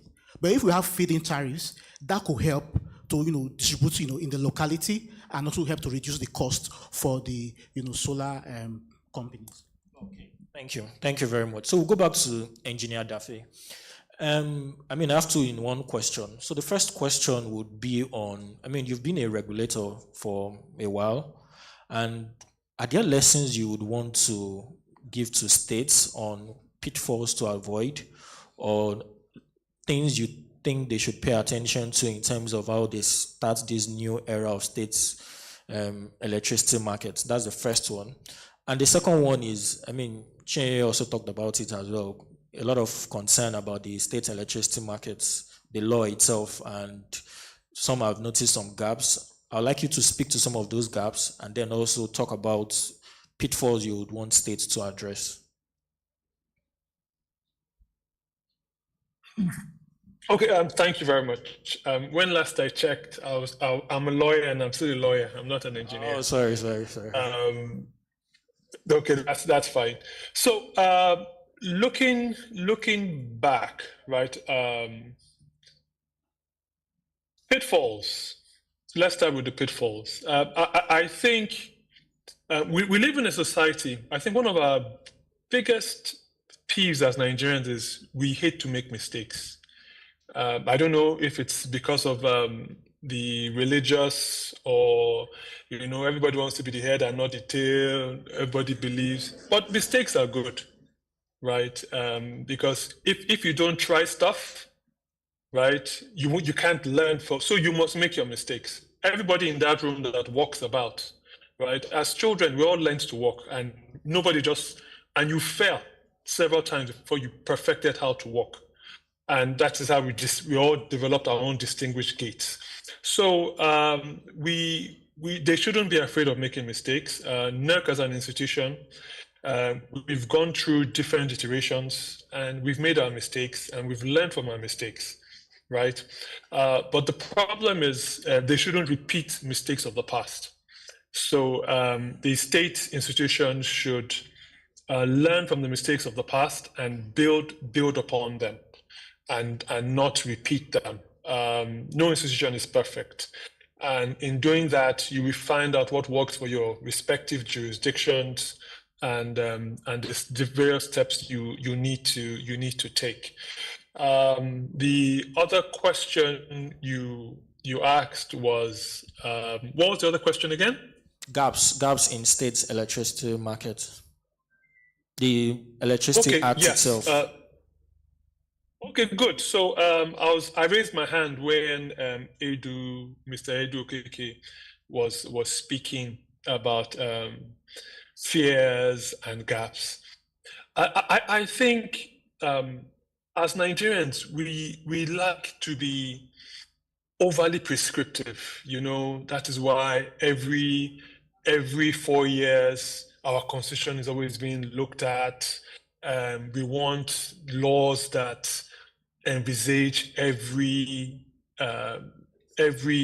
contemplate every possibility, and laws don't work like that. If you compare the Nigerian Constitution and the United States Constitution, our Constitution is a more robust document than the United States Constitution.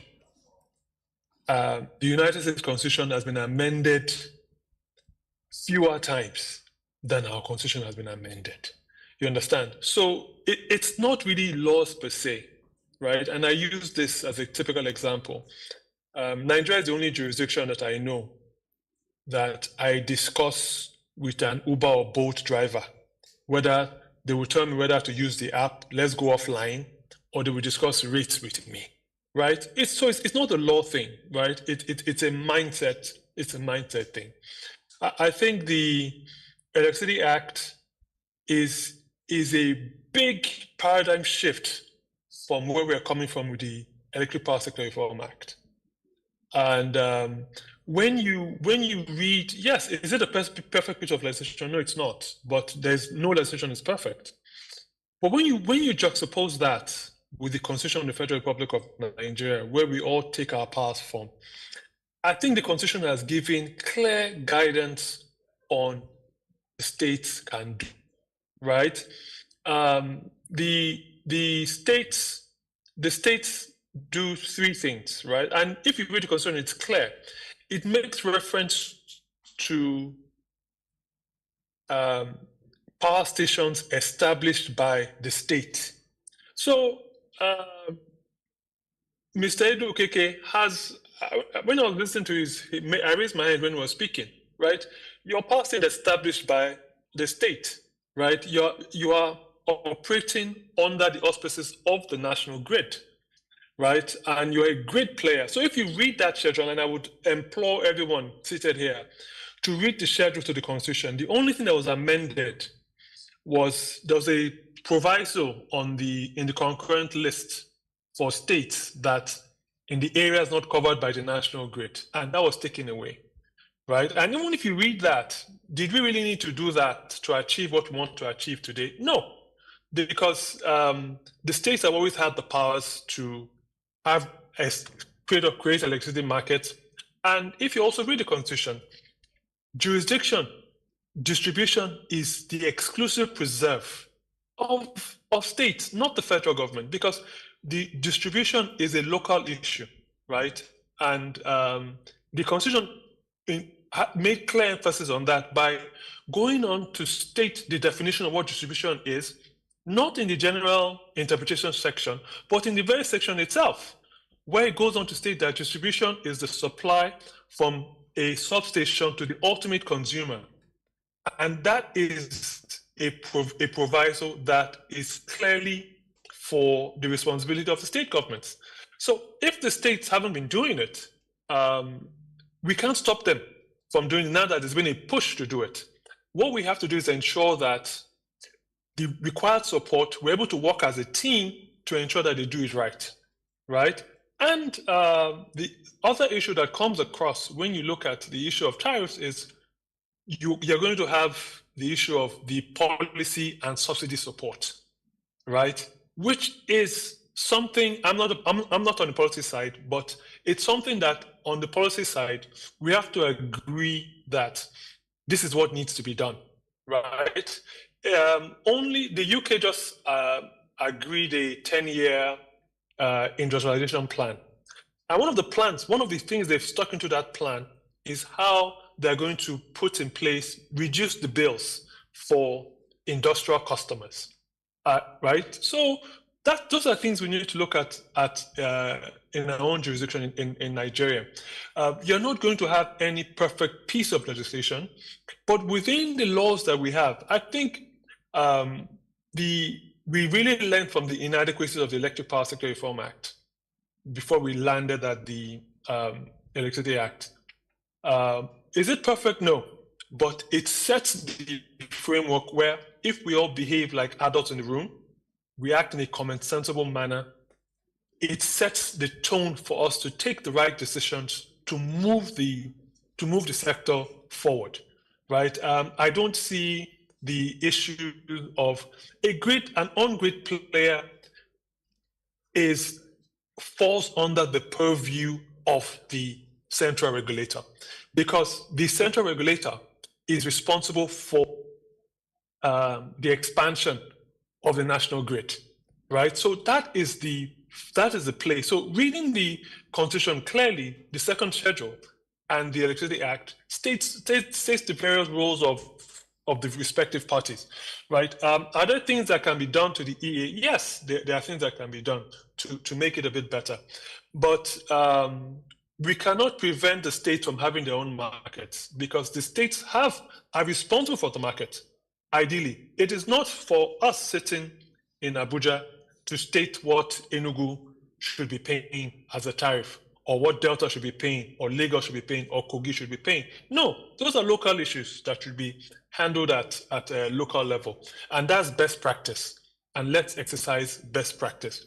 But where we've seen that there's been a bit of overreach and not understanding the roles is that, states want to replicate the entire structures that exist, whereby you want to have your own NEMSA for certification of meters, you want to specify standards and things like that. And anybody who wants to do that, my advice to them is please go and read the schedules to the Constitution, right? Whereby it states clearly the federal government retains responsibility for standards in Nigeria under the weights and measures section of the Constitution, and also the last proviso in the concurrent list under the National Assembly. So who can work in a power station, who can certify a power station, and anything having to do with electricity is the exclusive preserve of the federal government, so that you do not have a scenario whereby somebody goes to say that, our frequency in this state is 48 hertz, right? So that cuts across. So the federal government retains responsibility for the standards across the country, the national grid, interstate, any activity that is going to be interstate. So as the lady on the panel, my learned friend, was saying, you don't need a separate license. Any activity you're doing from a licensing standpoint that is going to be interstate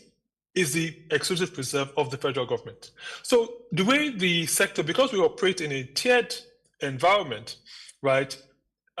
Generation, transmission, distribution.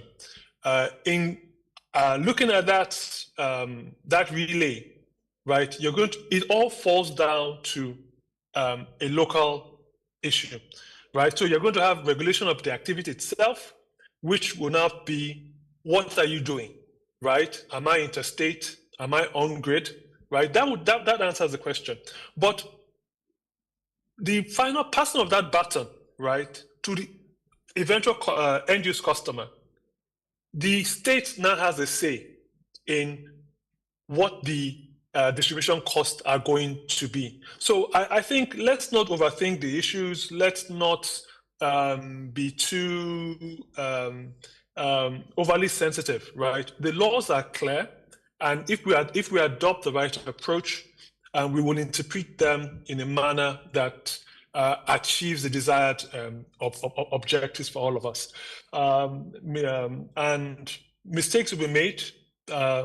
We've made mistakes as an institution, and we've learned from them. We've learned how to manage the political economy, learned how people have taken us to court. They've gotten decisions against us in court of first instance. We've gone ahead upstairs to get decisions in our favor at the Court of Appeal and Supreme Court. So, and it's all those things that make the system robust and better. So let's give the states the required support that they need to do, and let's look at what the laws say, right? And if people are not doing what they need to do, right, let's point them to what the laws say. And you heard it clearly, Engineer Okonkwo said that, look, he knows the remit of his responsibility, right?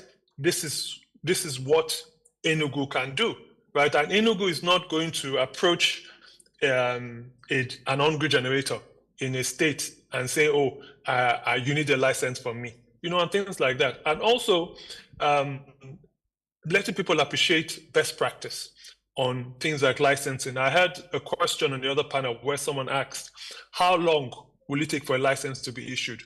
I think that is not a good question to pose at a forum like this. You cannot ask how long it takes a license to be issued. Question should be, how long will it take for me to get a license when I have met all the requirements, right? Because you find a scenario whereby you've not met the requirements, fulfill the licensing requirements, all required documents are there, you have all the required documents, and you expect the regulator to give you a license in a week or two. No.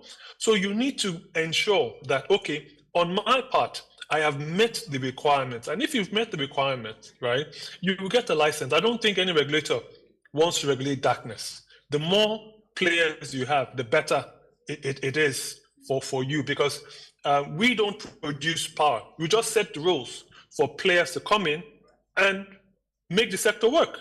You understand? So when all that is done, right, using the required rules, we will achieve it right. And for regulators who do not understand their powers or go outside their remit, I'm happy that the courts are there. And all of us who are administrative bodies created by law, we're all subject to judicial review. So anybody who goes outside this mandate of his powers and everything, injunctions will be there to put us in checks. Orders of mandamus are there to put us in check. So we operate in a country of laws, and I think the laws will guide and ensure that we act in the best interest for the benefit of Nigerians. Thank you. Thank you. Thank you. Thank you very much for that brief overview. So we'll move quickly because we are pressed for time. We'll go to Engineer Okeke. So the question for you is, how can states balance, well, let me say, what structure do states need to put in terms of governance to balance between investors' protection and then customers' affordability? Because if the sector, again, is not, if we don't create a system where we can have people can pay for the services they are being offered and is efficient, is constant, then it's going to result in chaos. So how can we create that sector where investors' confidence are there and then affordability is also there as well? Thank you. And to answer that, I'll also refer to what Chinenye said when she was speaking. She said, we don't need laws, we need power. And that's the summary of the whole thing.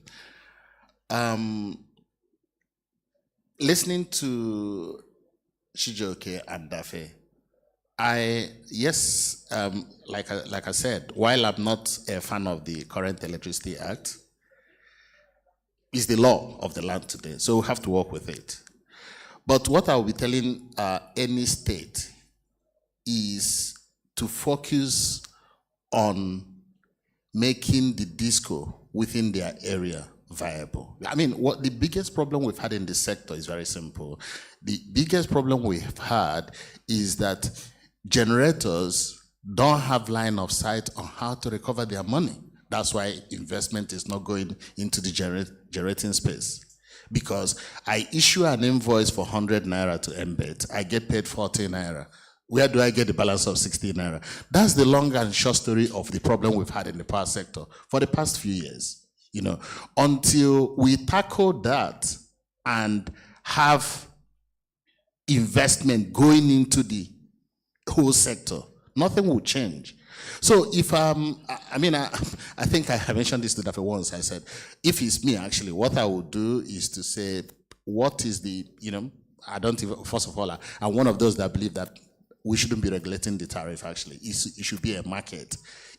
Let's understand it. Each and every one of us, there is if the grid is charging you a particular amount, there is an alternative, which is your generator. That's the reality. Every disco should just be looking at what do I charge customers to make sure that they stay with me rather than buying a generator and give them constant power. That's basically what the only way. And then you now see competition. Of course, if you are overcharging, somebody can come in and say, oh, I can give them something cheaper. That's the best way to do it. But because it's not happening, we have this tariff. If it's me that is NERC, the day you pass your state law, I will say, okay, what is the tariff for grid power?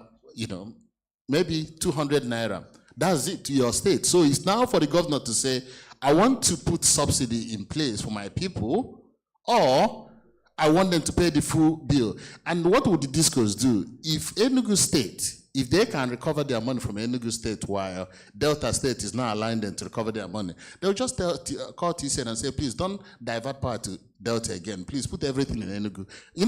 Market has a way of streamlining things. I mean, I like the fact that Rabi is here, because when we talk of power, it's almost like it's different from market. Go to his office today and say, I want a generator. He will say, oh, it's 20 million. You say, I have 15 million. He will say, okay, go. When you have 20 million, you come back. That's it. Why is it that when we now get to the grid, all of a sudden, we are no more respecting what market is all about? This is supply and demand. Look at the price. Look at what it is. And I think states should just start thinking along that line in terms of how do we incentivize discos to be putting power in our state. How? It's about discouraging stealing of electricity. States should probably pass state laws to make sure that if you steal electricity, that kind of thing, there is penalty for it. Some communities, it's not even community when soldiers can even go to Ikeja Disc and beat them up and nothing happens. There are some of those things that we have to do. So it's not, again, I would say, leave regulating the generation and all those things. Market, investors, I think one of the challenges we have with regulators is that they tend to believe that they know it better than the investors. Look, we are rational human beings as businessmen. Every investor wants to go where he can recover his money. That's the underlying thing. No, forget about what anybody tells you. There is nobody that's charity. It's not, if I want to do CSR, I will go and do CSR. But when I go to my investment committee, I'm telling them, if we put this money here, look at the result we are going to get. That's the only thing. Does it meet our threshold? So, long and short story is simply, states should be looking at the discos and say, disco, before now, what are the factors that are making you, not to bring power to this state? What are the factors that, are discouraging you? How do I make things better for you? Simple. Thank you. A round of applause for him. Thank you very, very much. So we are wrapping up. Closing thoughts from Chinyere. Yes. Chineye. There's one of my favorite saying I like to say anytime I have opportunity to speak this way. I had someone say it and it really stuck with me. Is the fact that the same way, I'm not an engineer, but it says the same way electricity flows in the path of least resistance is the same way investment flows in the path of least resistance. That's the summary of it all, right? And I would like to say, I know Mr. Dafe had said, the law is clear, but there's just one thing I think that should be clarified. Now, when a good person, or rather the right person, has a bad law, right, you get more results than when a bad person or wrong person, use the word bad, has a very good law, right? So the thing is, he said, people if we know what they are doing, but in our climb, not everyone can be able to analyze things rationally.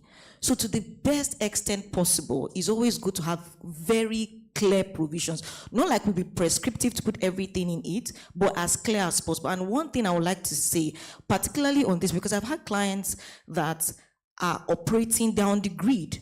They're operating in a state, and they've passed laws, and they have scenarios where they're receiving letters and saying, you operate a generation plant in my state, I have power to regulate generation, so therefore you need to come to me to do this. So it's important to state in the law, I know it already says that everything connected to the grid is NEC regulated, but maybe we need to add the word exclusively, or something to make it crystal clear that if I'm operating on the grid, then don't come my way, right? And then if you're operating within the state, because sometimes you need to have that very, very clear provisions to, to help people understand, because clarity is also very important to drive investment, to give investor confidence in the market. Thank you very much. Thank you very, very much. To you, Robbie, closing thoughts. Yeah, so from the views of a foreign investor active in this market, right, particularly focused on C&I space, we've seen a couple of projects that are sort of, talking about, the electricity market. And our first thought really is around clarity, right? We've said that over and over again. We're not clear, who is in charge, who's the regulator, and all of that. And again, transparency, is a major challenge to, right? You want to be very sure of, that what's, you're saying A, A is A, and it's not C or D. Then again, one key issue is around guarantees, right? So an investor coming in, providing capital for a market that might be sort of, suboptimal in terms of, affordability. We want to see some level of guarantees, right? So what kind of guarantees are we going to get? Is it from the state government? Is it from, other DFIs or something? So there need to be some kind of, guarantee to encourage, the investor to bring, the capital. Thank you. Thank you very, very much. A round of applause for, thank you. So I think we've been able to adequately discuss and address all majority of your questions or gray areas. And of course, there's no time for questions now. And after the close of event, we can always network, meet any of them to ask any more questions. Let's give them a round of applause once again. Thank you for your time. I think we're going to take photographs as we did in the earlier panel.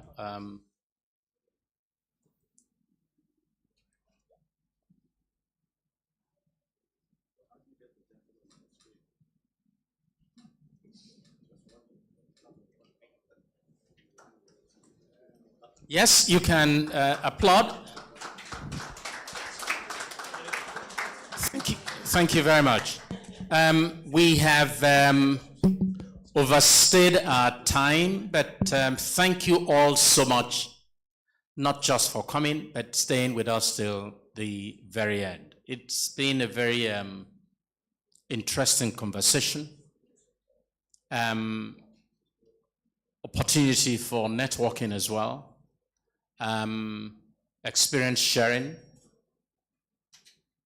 No one promised that this one sitting or session will solve all of Nigeria's electricity problems.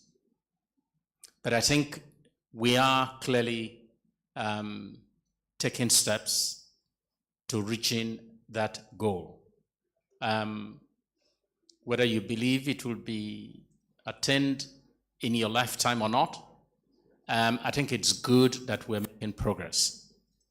I'd like to thank our friend Rabi from JMG for their support. Without them, we would not be here. I also like to thank Olanio Ajayi, not for just being a technical partner, but also for being sponsors of this session as well. They have choreographed the conversation very well, moderated the first session very well, and is the reason why we have been working with Olanio Ajayi for some years. Thank you very much. And of course, I send our appreciation and regards to the firm. Thank you. We are at the end of this session.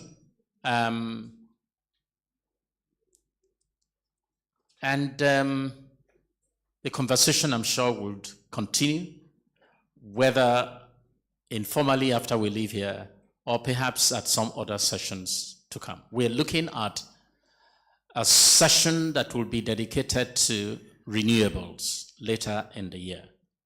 Some have asked the question, why didn't renewables feature significantly today?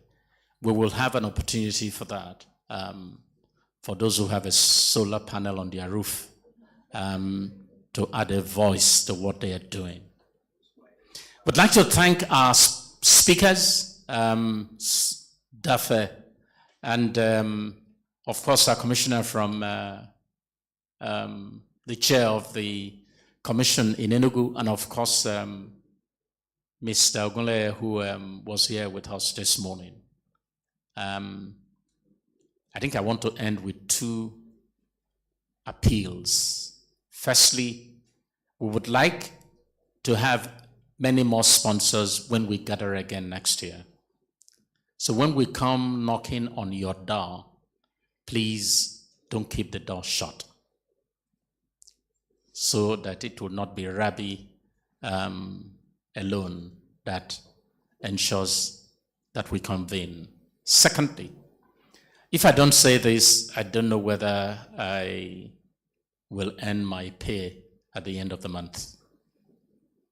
BusinessDay digital subscription is something that I truly believe you should have. It opens the access to high caliber, good quality content from BusinessDay. I know that some of you here are already subscribers to the digital service. But if you don't have a digital subscription to BusinessDay, please don't leave here without asking any of my colleagues how you can take a digital subscription. That said, I wish you Godspeed. Thank you very much, and bye-bye.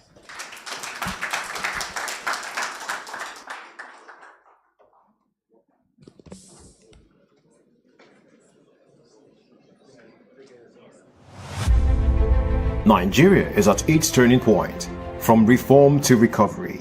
On the 10th of July 2025, the 13th edition of the Business Day CEO Forum Nigeria gathers Nigeria's sharpest minds, business leaders, investors, and policy makers in one room to shape the future. Aliko Dangote, with the biggest conglomerate in West Africa, Harish Aswani of the Tolerant Group, Wala Edu, the Finance and Coordinating Minister of the Nigerian economy. Nigeria is at its turning point, from reform to recovery. On the 10th of July 2025, the 13th edition of the Business Day CEO Forum Nigeria gathers Nigeria's sharpest minds, business leaders, investors, and policy makers in one room to shape the future. Aliko Dangote, with the biggest conglomerate in West Africa, Harish Aswani of the Tolerant Group, Wala Edu, the Finance and Coordinating Minister of the Nigerian economy, and many more reshaping Africa's leadership space will be there. The Business Day CEO Forum Nigeria 2025. From reform to recovery. Register now at www.ceoforum.businessday.ng.